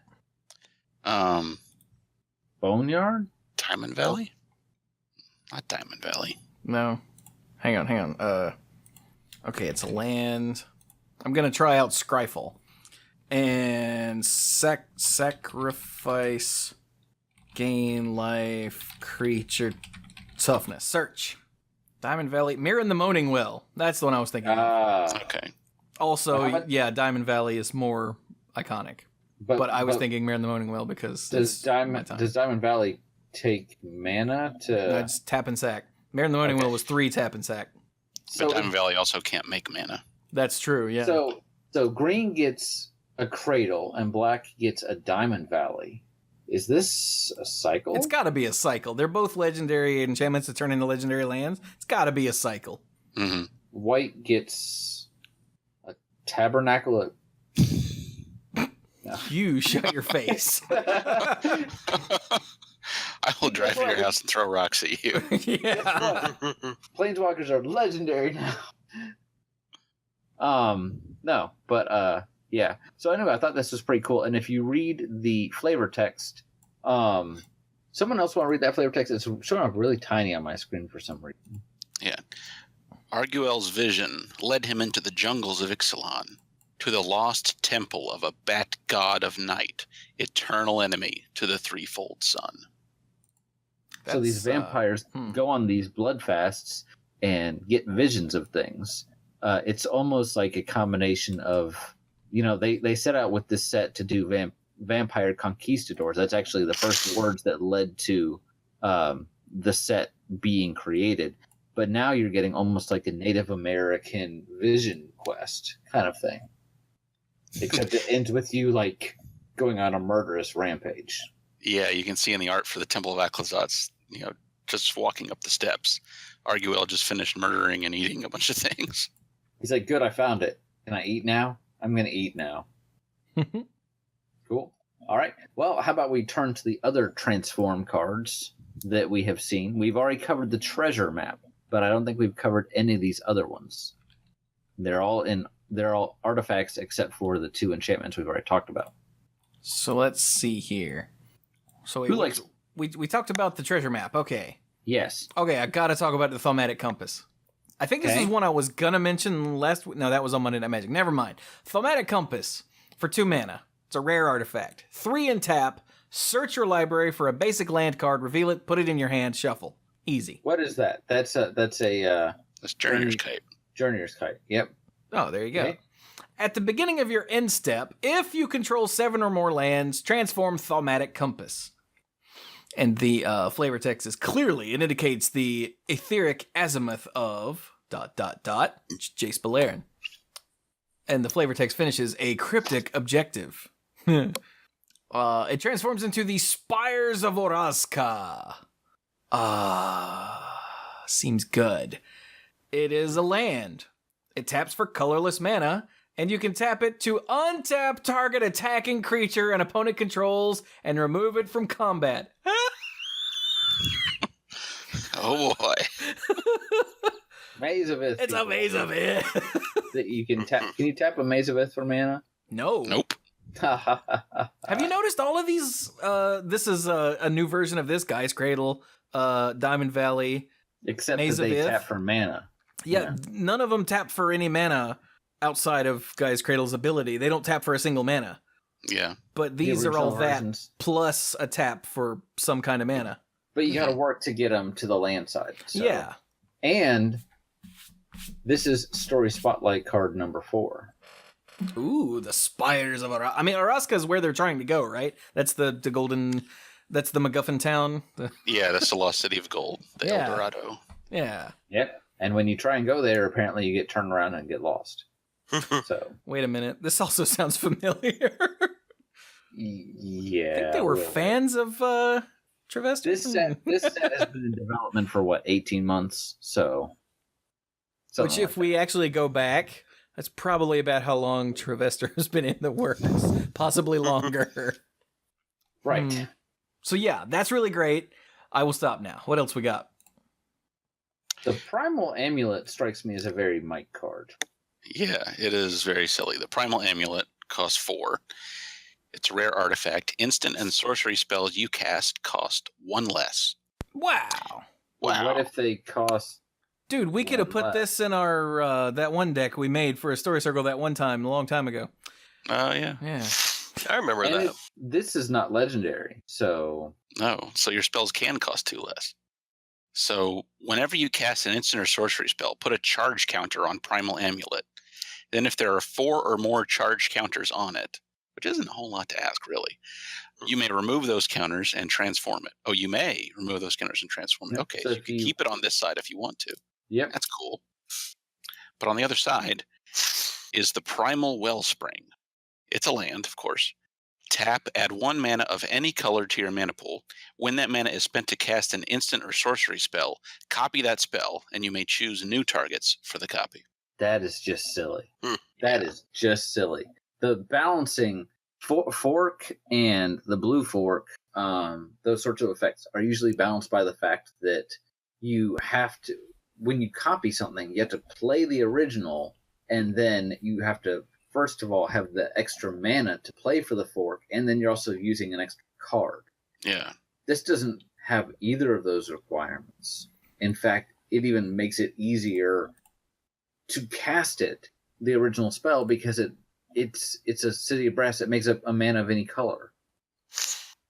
Granted, you had to jump through some hoops to turn it into this, but not really. I mean, the first side costs 4, and then you have to play 4 instants and or sorcery. So, yeah, I mean, this is probably one of the harder ones to flip. But for good reason. So, Dirk, do you like pirate ships? I do. I was going to say, he likes pirate ships. You should read the Conqueror's, is that Galleon? Galleon. Galleon. Conqueror's Galleon for 4 mana is a artifact vehicle that's rare and power and toughness is 210. When Conqueror's Galleon attacks, exile it at the end of combat, then return it to the battlefield transformed under your control, and it cruises for 4. And transforms into a Conqueror's Foothold. It's a land.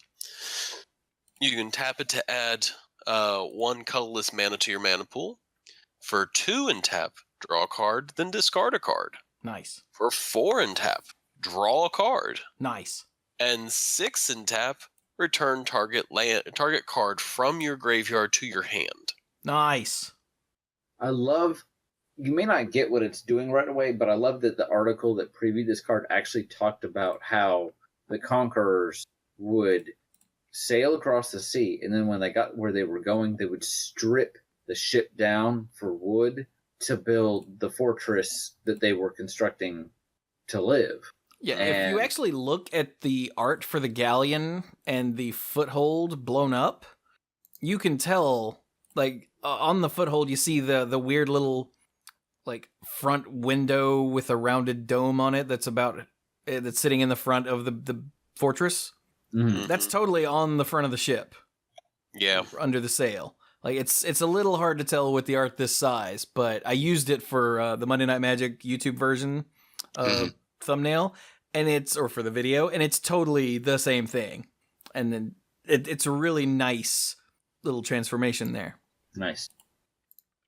I said that means that had to be a big ship. I mean, it's got to make enough resources for. It's a 210, so yeah, it's pretty big. Yeah, this is not, like, compare it to, like, the pirate ships, which are meant for fast travel to, like, sneak up on somebody and raid and get away quickly. This is the Conquerors. This is more like the vampires and the floating fortress. It's not going anywhere anytime soon, but you're also not going to sink it anytime soon because it's basically a floating castle. Mm-hmm. Yeah, Well- and there are some really massive ships in this world. Like if you look down at the Dusk Legion Dreadnought in the artifact section, and you see the scale ships in front of it. Yeah, So- the scale ships. Yeah. Let's just reiterate that. So there are stupidly massive ships do exist in this world. And compare that to the sleek schooner, which is a not massive ship. So you've got the. I can't tell if Brian did that on purpose or not. Is that not how you pronounce that? Pretty sure it's schooner. Yeah, I'm pretty sure it's Schooner. schooner. Schoo- Although now it's going to be schooner in my head for the rest of forever. I don't do boats, so.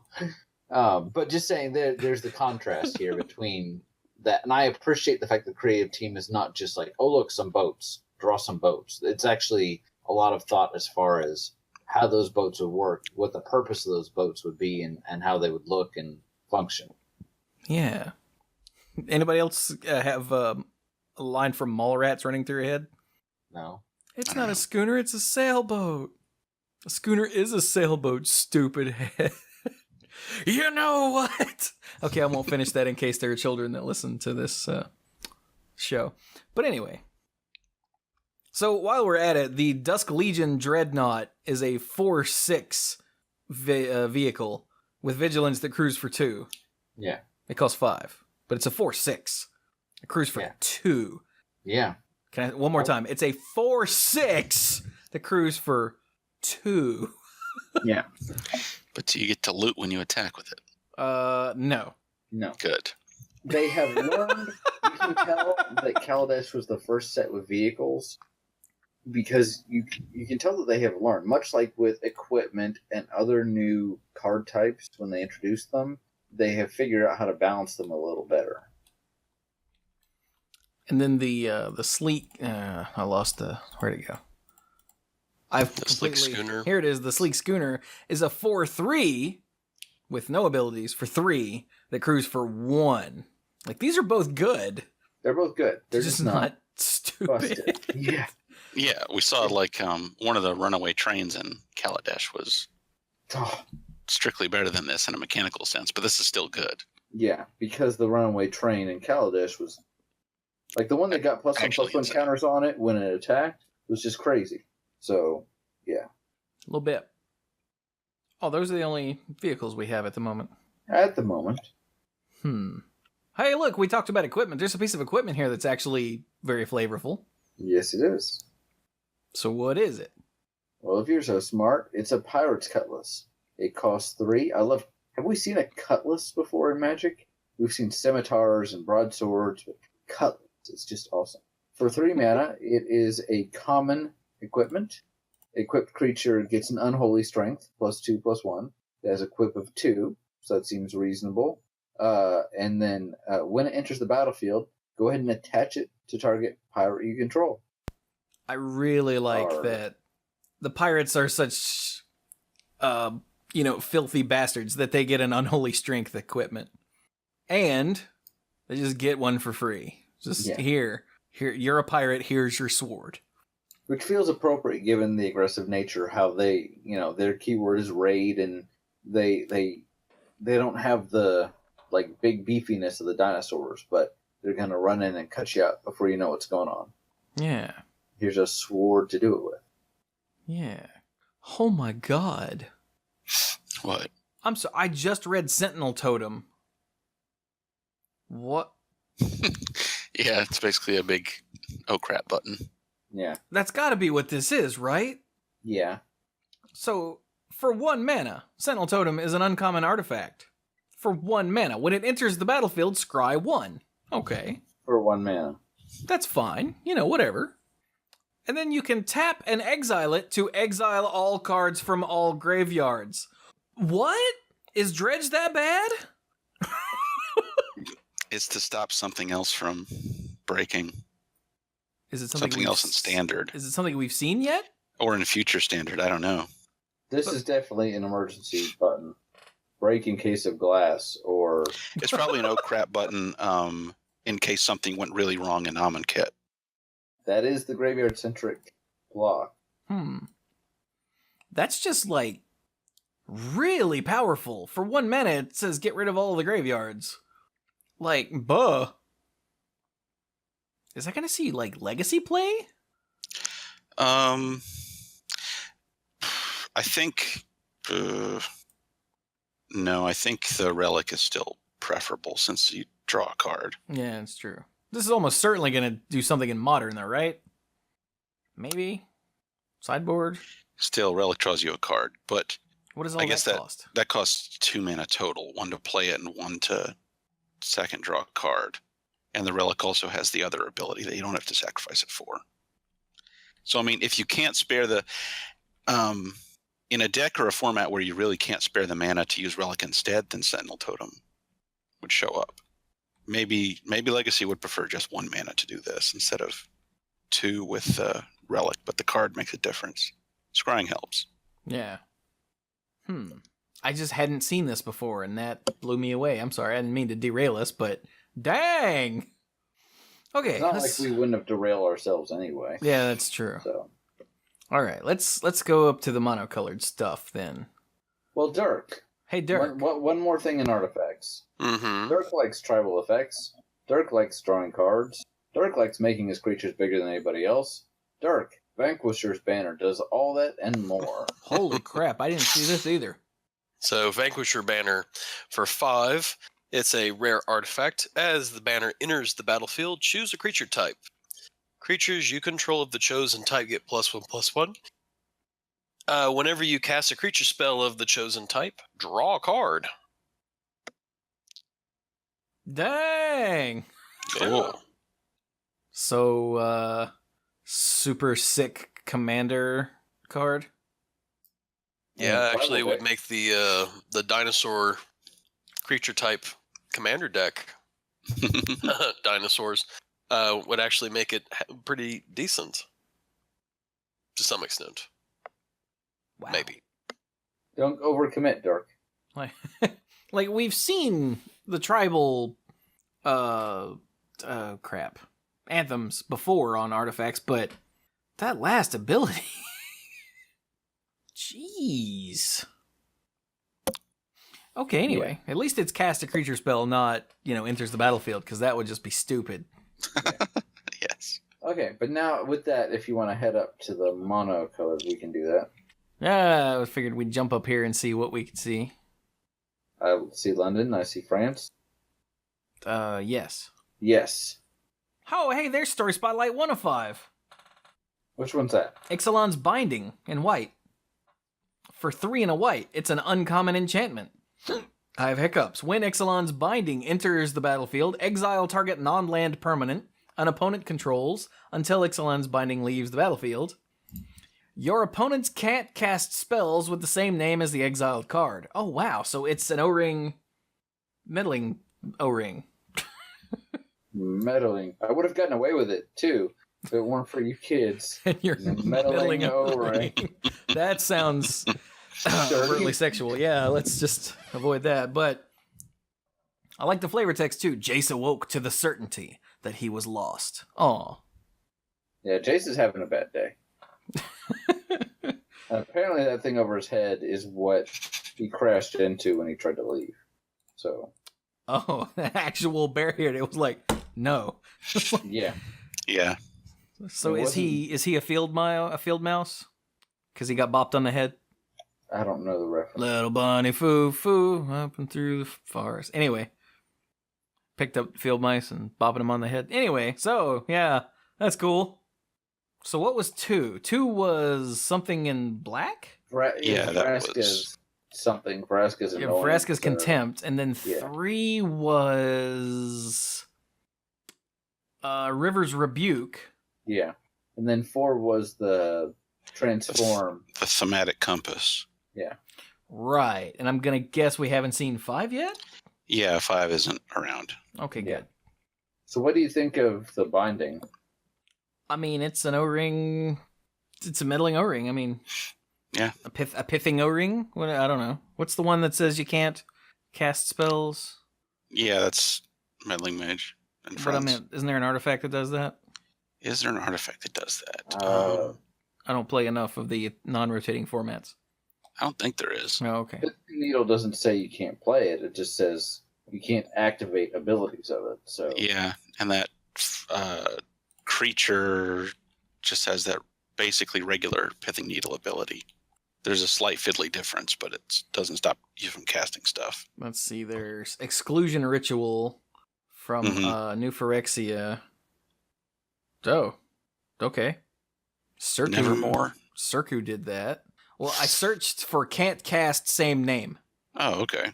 And I got Exclusion Ritual, Cornered Market, which is different. Circu, Demir Lobotomist, Extirpate, but I think that's because of the split-second reminder text.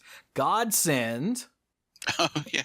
and Reflector Mage, but that's just until next turn, so it's pretty much just Exclusion Ritual Okay. that they can Wait a turn minute. off. What does Nevermore do? Okay. Okay, so this is why Nevermore didn't show up in your search, because it doesn't use all those okay. words. As Nevermore enters the battlefield, choose a non-land card name. Spells with the chosen name can't be cast. So that's where you choose, and that's something like Meddling Mage, where you choose the name. Okay, hang on. So I'm gonna go, name, okay? Okay, so there's also Voidstone Gargoyle, Null Chamber, Oris Samite Guardian. That's different, though. Gideon's Intervention. Meddling Mage, of course. Comply does it until next turn. Council of the Absolute. Conjurer's Ban. That's until next turn. And Alhamaret, High Arbiter. Neat. All right, there we go. Things that prevent you from naming, casting things based on the name or something. Anyway, that was a tangent. So that's cool, right? The binding, yeah, that's fine. Yeah. Bill on Monday Night Magic brought up the Bellowing Aegisar because it's an Ankylosaur, which is, it turns out it's his favorite type of dinosaur. Mine too. Yay, Bellowing Aegisar. For 5 and a white, it's a 3/5 dinosaur that's uncommon, that has Enrage. Put a +1/+1 counter on each other creature you control. That seems good. Because he's a tank dinosaur, so Yeah, he and- makes everybody better. combo with the Goring Ceratops that we covered last week, which is the whenever it attacks, other creatures you control get double strike, and if you're able to enrage and then attack, then Yeah, He also combos well with the Raging Sword Tooth. yep. very well. Is that were the ones you had said, Brian? I thought you said a different one. I He's said at the Goring Ceratops. Ceratops. Right below. Oh, But- okay. They So- do all go well together, yes. Yeah. Because he has to be dealt damage. Sword Tooth does deal damage. Hey, and when you do that, the Sword Tooth will get a counter. Ha ha! Mm-hmm. Sick. Anyway, so yeah, I'm really, Bill and I were both really happy that there's an actual like Ankylosaur in here, because I always loved the Ankylosaurus and the what's the one with the spikes? I don't know, the Edmontosaurus, I think is what it's called. Edmontonosaurus, something like that. Anyway, what else you guys got? I'm rambling. Find me something else to talk about. Quick. How about did we talk about the Kinjali Sunwing last time? I don't know that we did. Did we? Remind me. Real quick at the end, it was Okay. we were like, hey, let's knock Yeah. out the last 2 dinosaurs. Whoops, there are 4. Okay, that's right. So, Oh yeah, because we were trying to figure out the flavor. Like, does it because it's gonna swoop down and grab you, so they Yeah, all have to that's lay right. down on the ground. Okay. Yeah. well, here's a new one. This one was just previewed on Monday in Mark Rosewater's article. The Waking Sun's avatar, much like the red, was that the Burning Sun's avatar? Mhm. So now we got the Waking Sun's avatar for 5 and 3 white. It is a 7/7 dinosaur avatar. When it enters the battlefield, if you cast it from your hand, destroy all non-dinosaur creatures. Boom. Dang. Just not even playing around. Wow, that's worth 8 mana. Yeah. So we've got Burning, Wakening. What's the green one? Verdant. Okay. Verdant. And I don't think we've seen the other two yet, right? Well, who knows if there are any? I mean, there's been hints in flavor text about an immortal sun, but we don't know what that is. Oh, it's true, and they're all dinosaurs, so it might just be those three. Yeah, these Duh. gosh, I can't remember the name of this faction. But Sun's Empire or something? Yeah, the Empire of the Sun. There we go. The Empire of the Sun is just in these Naya colors, the white, green, and red. Yeah. So these might be the three aspects of the sun that they worship and identify with. There might not be any more, except for this immortal sun that's mentioned in a flavor text a couple times. But then we have like Gishath, Sun's avatar, who I think is like the final form or something. Yeah, seems that way. And didn't we just read on the black transform enchantment that the night bat or something like that was the mortal enemy of the triple sun or something? The eternal enemy of the threefold suns. Threefold sun. Oh, okay. Triple sun. Yeah, the bat god of night is the eternal enemy of the threefold sun. Good catch, Brian. Every now and then I, pay attention. I'm sorry, what? Exactly. What about Sanguine Sacrament? That's a strange... What? What? Seems pretty straightforward to me. That's a grindy card. Tell me about it. What's it do, Mike? For X white, it's a rare instant, which makes a huge difference. You gain twice X life. Put Sanguine Sacrament on the bottom of its owner's library.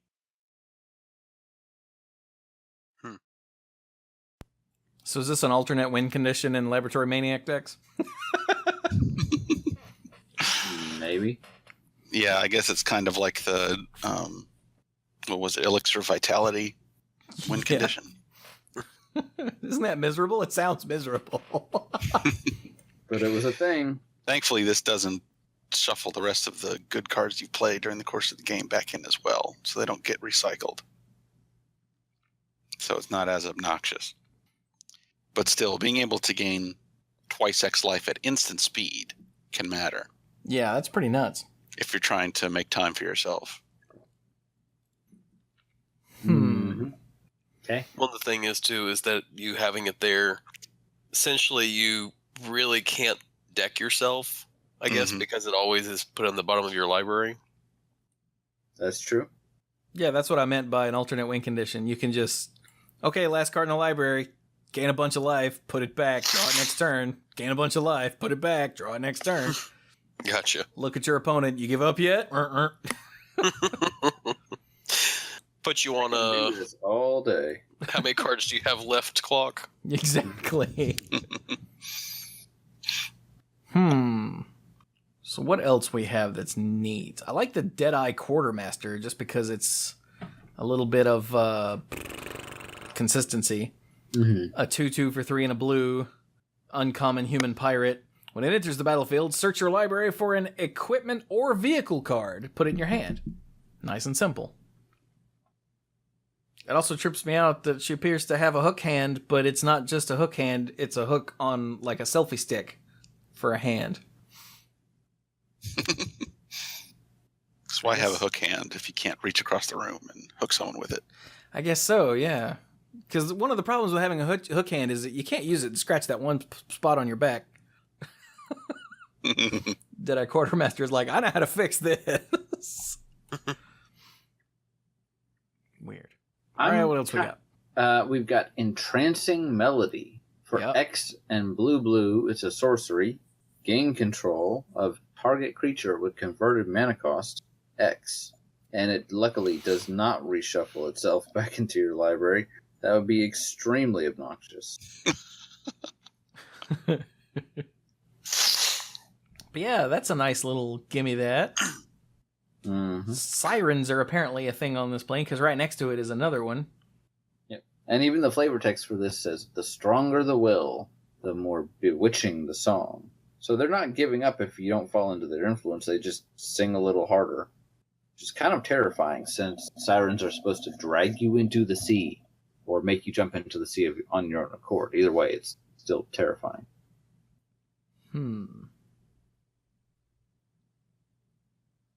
Well, on that same road, something that really jumps out at me is deep root waters.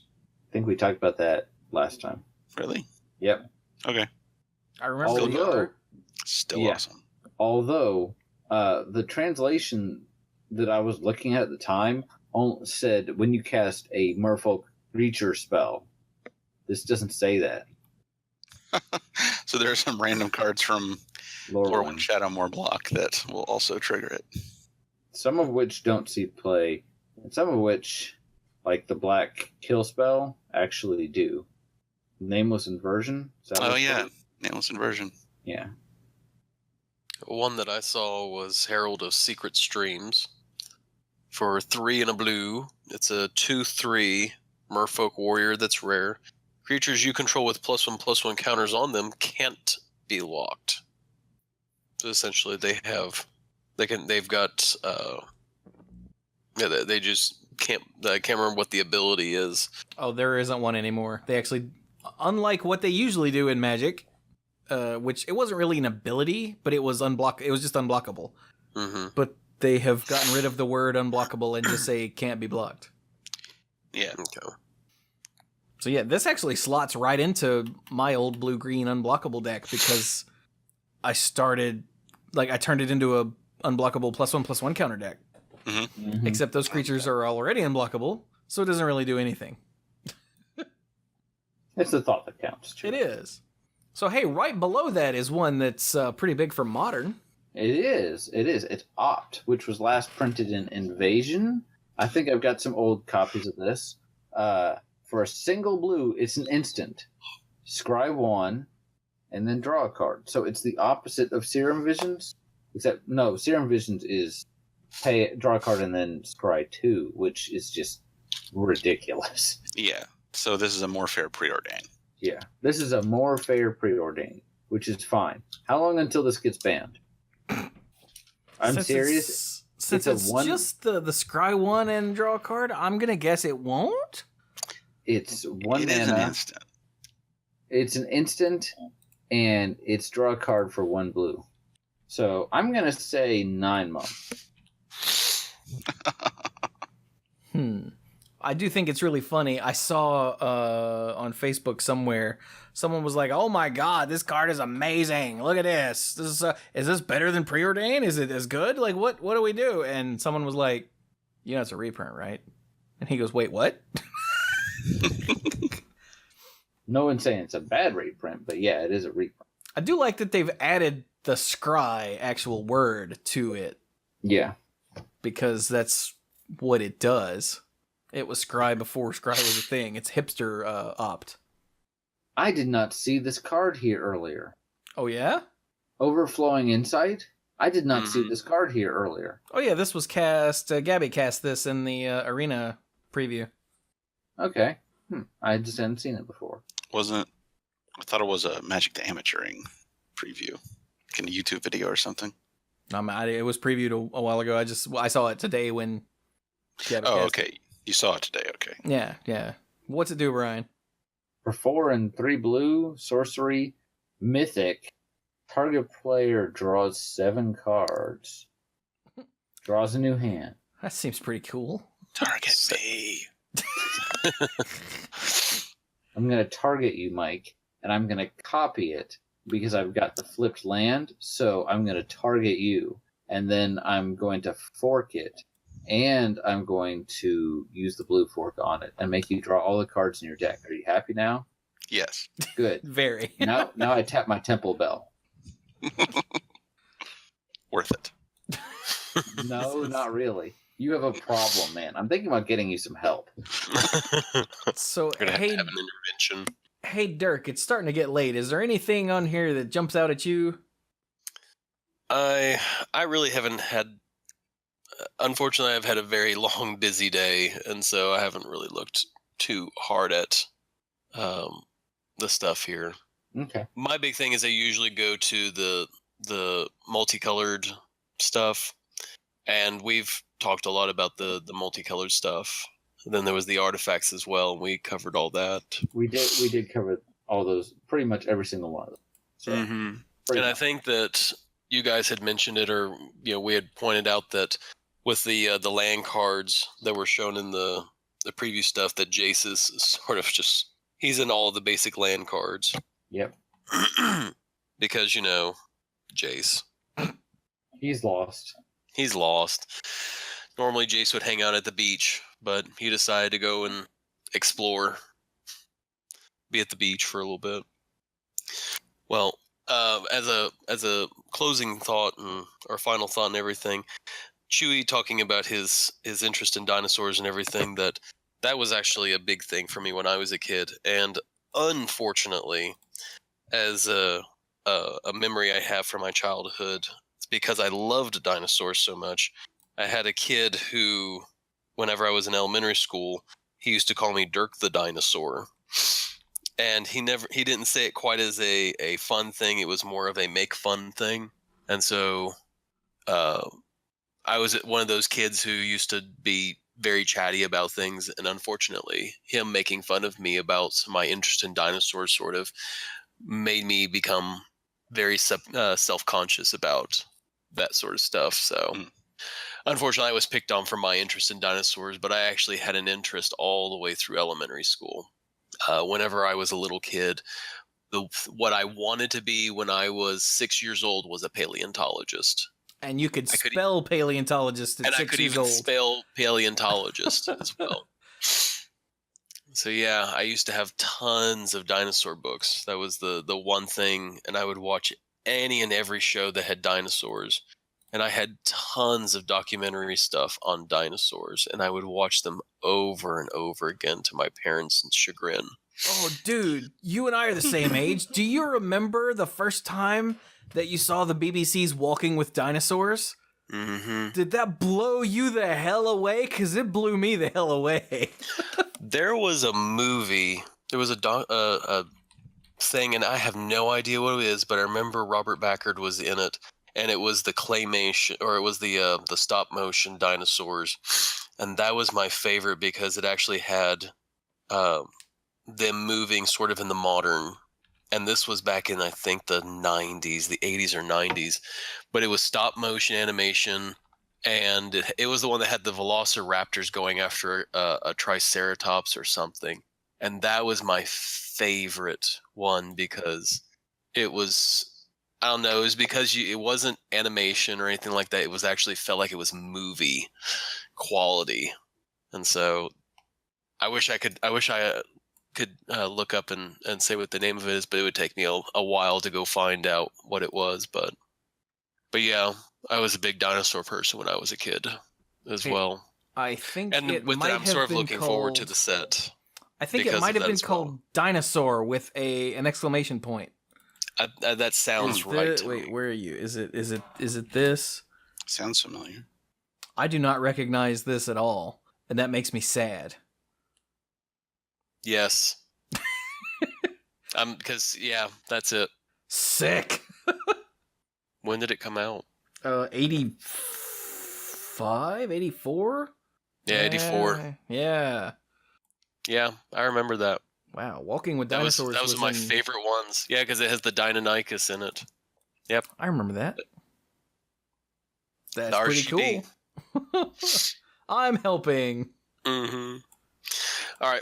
Well, with that, I have to go to bed. I have unfortunately I have been at work since 7, and I didn't get off work until 7. So yeah, I'm exhausted.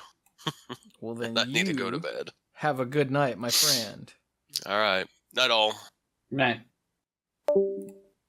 Wow. That makes me sad that I missed this, because this looks awesome, for 85. Walking with Dinosaurs was a documentary series that the BBC did that came out in 99. Like, it made its way to the Discovery Channel soon thereafterwards. And Mom and I actually, we knew it was coming, so we watched it live. We would schedule. Okay, remember it starts at whatever time today. Okay, cool. We're gonna watch that. And then I think I bought it for her on VHS for Christmas one year. Anyway. It's weird. It's like Ixalan is just a bunch of nerds. Just, dude, you know what else we need? Pirates. Because I swear, what do we have? We got dinosaurs, pirates, merfolk, which is whatever, and vampires.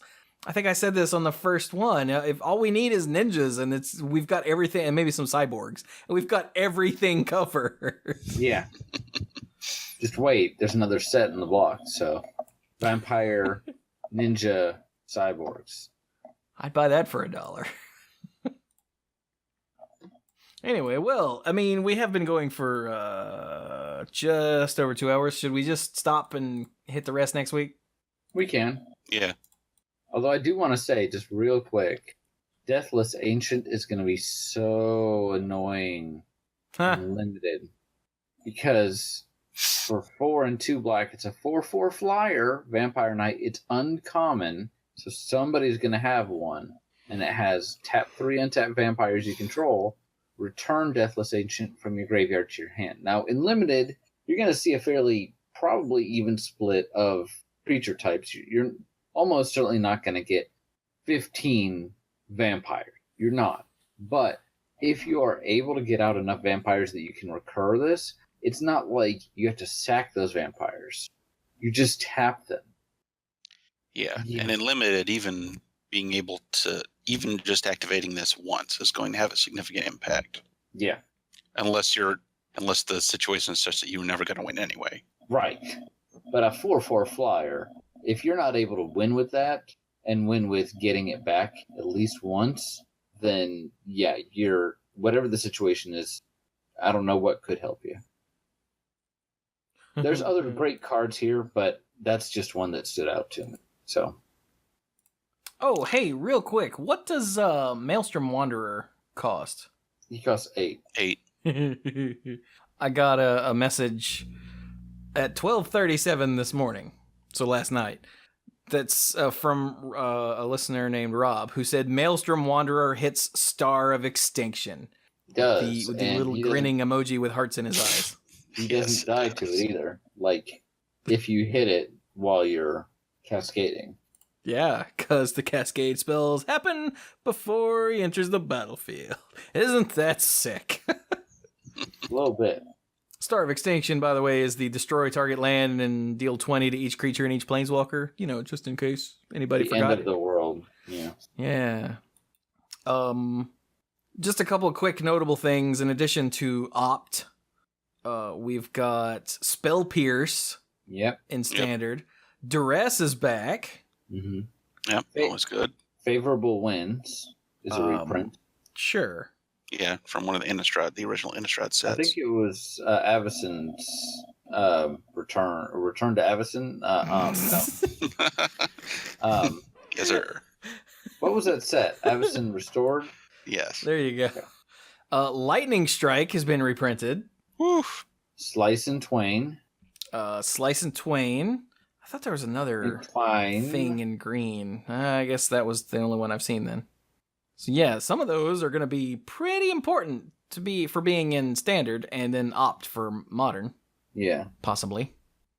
Potentially. So yeah. 9 months. So 9 months. Duly noted, right? Somebody note that down. So it'll be after the next block, after the court. No, it'll be after the course. Wait a minute, hang on. How often do these damn sets come out? It'll be the one after the core set. Right? Because there's 4 a year. So that would be 3 from now. So we've got this one, and then Rivals, and then the core set, and then the next one. Is that right? Maybe. Okay. I don't know. These sets come out every month. Never-ending preview season. It's weird though. As much as I really I liked the cards in Hour of Devastation, but I wasn't especially interested in playing with them. I'm all over this, and I think it's because I'm just a big nerd. Yeah. You know what I find interesting about this set is that I don't feel like, even though, yeah, there's some tribal elements to it, yeah, there's a little bit of graveyard shenanigans, there's vehicles and exploration, all that, I don't feel like it's so tied down into any one mechanic or any one interaction with a zone that it just feels like, oh, it's the next X block. You know, it's like, oh, it's the next artifact block. It's the next multicolored block or anything like that. Even tribal, while tribal seems to definitely play a part here, it doesn't feel like a tribal block, strictly speaking. You know what I mean? Yes. So the theme is a little all over the place, but I kind of like that.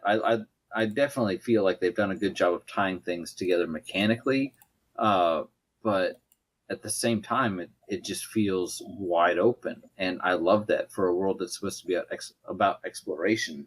I think it's great. I don't feel like this fits neatly into any one category, and I'm impressed. It's sort of like the factions that they chose: dinosaurs, pirates, merfolk, vampires. Like, that's how the mechanics of the set feel too. It's just a bunch of stuff put together in a way that makes sense, but it, like you said, it doesn't feel like a tribal set. It doesn't feel like a whatever super aggro set. It feels like a mishmash of all of that at once. Yeah. And it's working for me. Yeah. It's interesting because usually I like to see, I see what you're doing here. And here it's kind of unpredictable, but in a good way. It feels almost like a mishmash, except that everything that I've seen, I like. So whereas usually you might say, oh, this feels really disjointed. This doesn't feel disjointed. It just doesn't feel like it's slaving to a theme. Yeah. I like it. Me too. I'm definitely going to try very hard to go to the pre-release. Yeah, so how about we just segue right into final thoughts then, unless that was one. I guess I'll go first. Final thoughts. The set looks interesting. You know, I think it's really interesting how it doesn't fit into any one category. No, I'm kidding. I'm not kidding, but I'm not going to rehash all that. Final thoughts on a personal note. You know, the last couple of weeks have been a bit difficult, but things are getting along okay. Sam is enjoying first grade, and we're all doing pretty well. So I'm just a little tired. Work has been a little crazy. I've had some honestly difficult cases lately. Nothing that's got me down and out frustrated, but not super easy stuff either. So, and I am enjoying trying out Kel'Thuzad on Heroes of the Storm. I'm enjoying having gotten past the Lich King on Hearthstone, so I don't feel like I have to.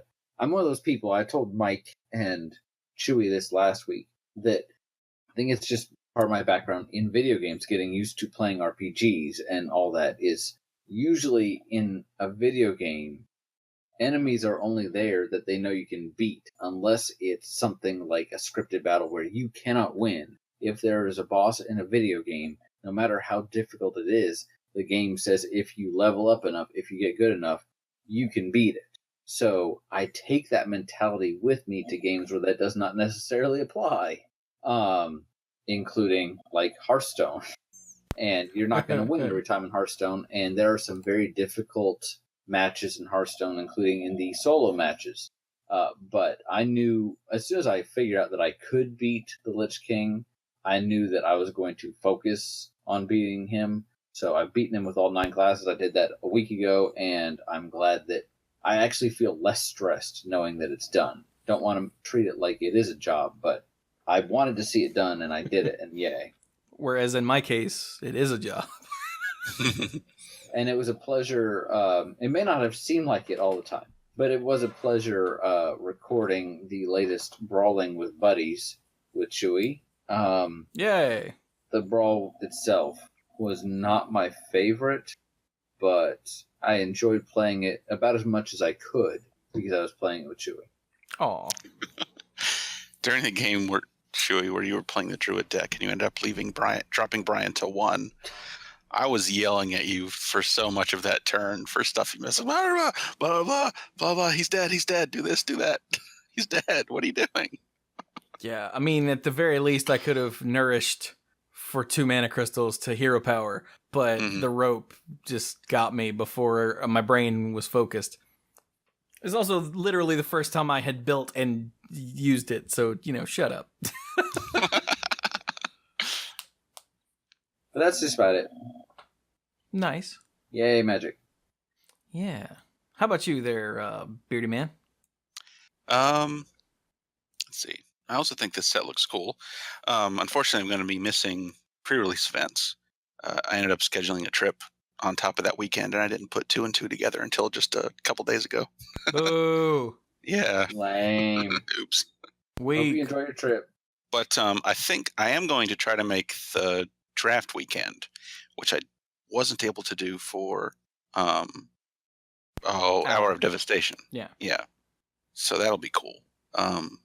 Because it does look fun, and it looks like there are fun themes to draft around in here too, even with the only partial set we've seen so far. But it's a cool world. I'm interested in reading more of the story. The first installment of the story was really good. So yeah. Oh, and there's one more card that I wanted to highlight today. It's in the green section. Savage Stomp. Yes. Yeah. Yes, for 2 and a green. It's an uncommon sorcery. I'll just read the main part. Put a +1/+1 counter on target creature you control. Then that creature fights target creature you don't control.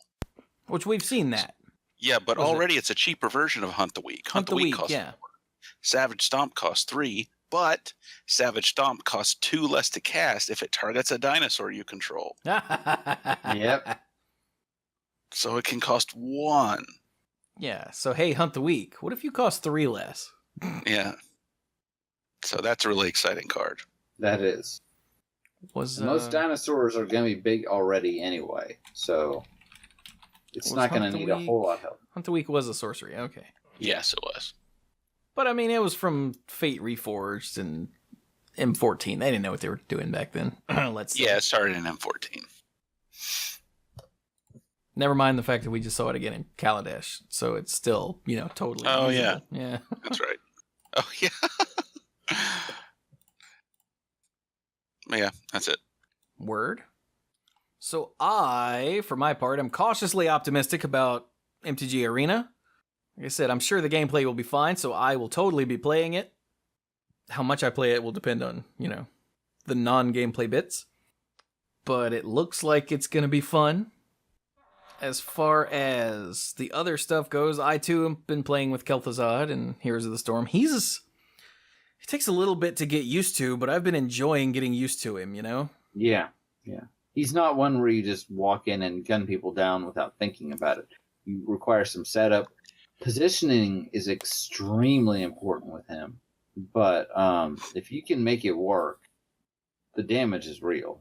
Yeah, it is. Especially if you finish his baseline quest and get it all the way done, so you get that Yeah. extra spell power. Whoo, damn! Yeah. Which I've only managed to do, I think, once out of the 3 games or so I've played with him. But that one time, I was like, I'm killing everything. So you have to use his abilities to do things, whatever, doesn't matter. But when you do it 30 times, I think it's 30? I think it's 30. I think it's 30. Then you get plus 75% spell power. So your abilities do 75% more damage. Wow. Yeah. It's like, Yeah. okay, so if I do this and then this and then this, I'll clear this wave of creeps. And then I'm like this and, oh, they're all dead. What?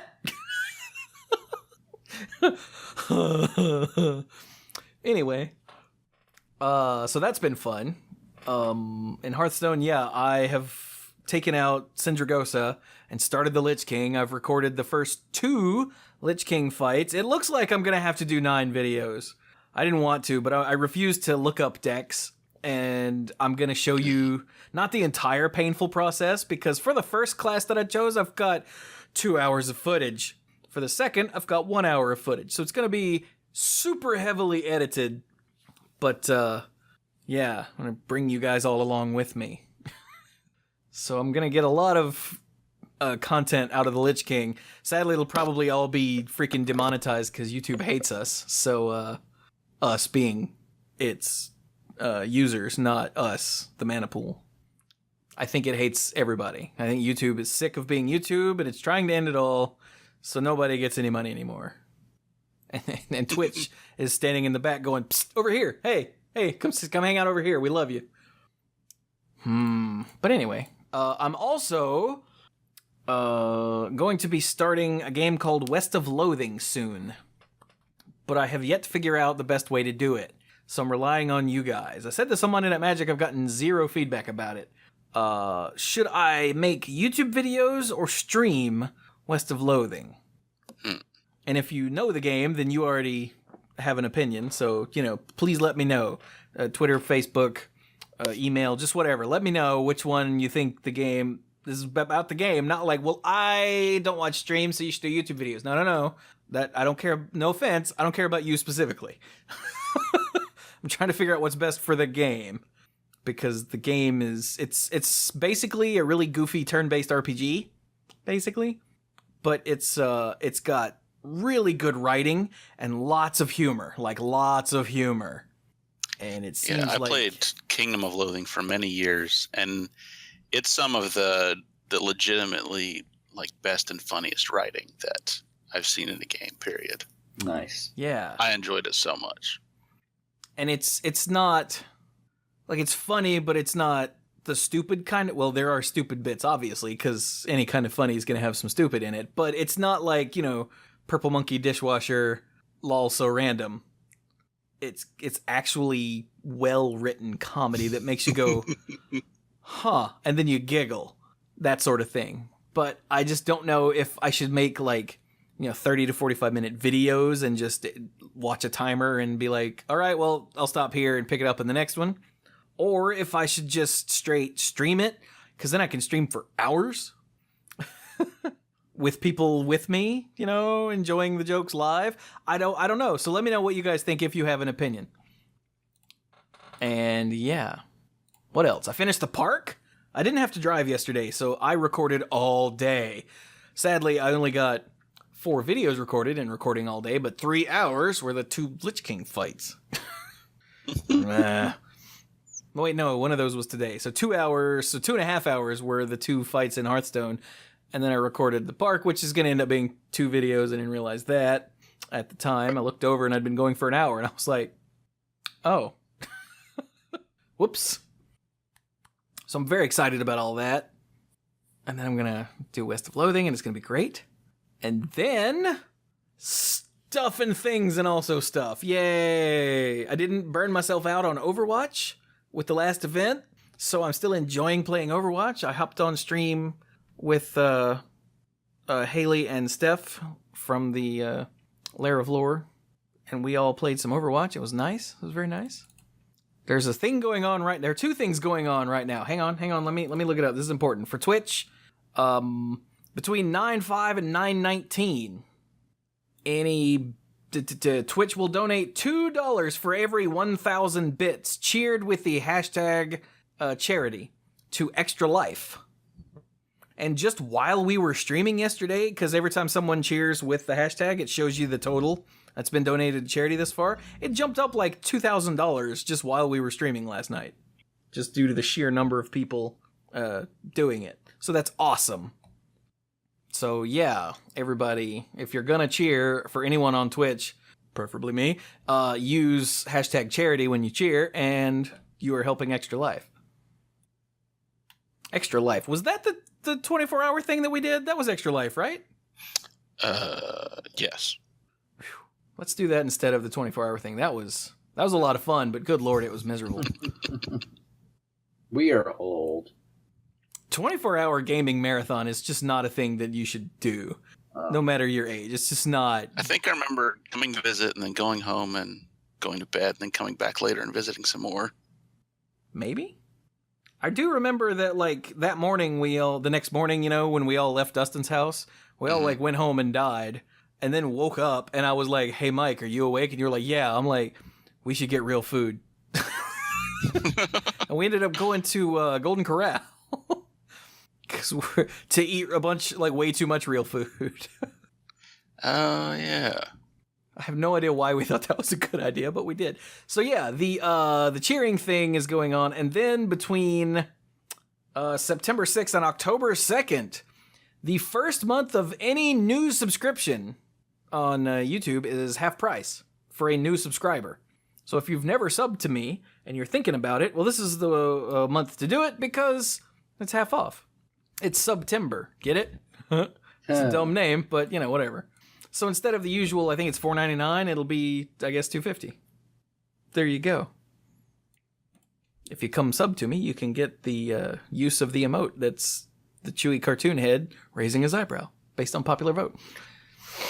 But anyway, all of this stuff is the Manipool, where Twitch is the Manipool, YouTube is the Manipool, Twitter at the Manipool, Facebook.com/the Manipool. TheManipool.com is where you'll find the podcasts. Yay. You'll also find video versions of the Manipool and Monday Night Magic over on YouTube, just in case you didn't know that. I've got one more Left 4 Dead video. All that stuff that we recorded way back in January, I'm finally running out of. There's one more. So I guess I'm going to have to grab up Scott and Bill and Squanto and try to record some more, and it'll be sick. Yay, Left 4 Dead Zombies. It was demonetized as soon as it went up. Like, it hadn't even gone public yet. It finished processing, and it was like, hey, this isn't suitable for all advertisers. And I was like, thanks, YouTube, you dick. And that was a very ominous robot mic giggle there. Are you Darth Vader now? Don't do that. Don't be Darth Vader. Oh, oops. That is a bad life goal. Yeah. So anyway, that's what's going on in other parts of the Manipool Media Empire, let's say. So, if you would like to help support what I do with all of this vaguely ridiculous amount of content creation, you can go to patreon.com/themanipool and support there. Every little bit helps, and I really do appreciate it, whether you throw $1 at me, whether you throw $20 at me, just whatever. I really, really do appreciate it. And there are tiers, reward tiers. You can get stuff early. You can get odds and ends. You can get your name on the end slate for all the videos that go up in each month that you support at that tier. So I think I'm going to go ahead and do this. A listener, what's his name? Jersey Bricklayer on Patreon was like, you know what would be great is if you just start throwing up the current odds and ends and just go back and do the other ones, later. And I got to thinking about it. I'm like, why has that never occurred to me ever? Because I'm way behind to the point where it's going to be really hard to catch up because I just keep falling further and further behind. But if I just commit to getting the odds and ends from each show up, within a week, I will not fall further behind. And that's amazing. So there you go. That's a thing I'm going to start doing. If I don't have to drive tomorrow, I'm going to get Monday Night Magic's odds and ends for this week up. Because that's awesome. That's a brilliant idea. So thank you. And that means that people at that tier will, have a reason to be at that tier. So yeah, there you go. That's totally a thing that will be happening from now on. Yay! And now I'm done. So, this has been, I already forgot, is it 478? My co-hosts are such help. I think that's what you said. I'm not sure. I can't count. Counting is hard. Counting is math. Math is hard, and I'm tired. Why do you think I married a CPA? TMP, because you loved her? So, yes, this is episode 478 of the Manipool. We're going to go now. Thank you all so very much for listening, and, dinosaurs! Yay! Yay.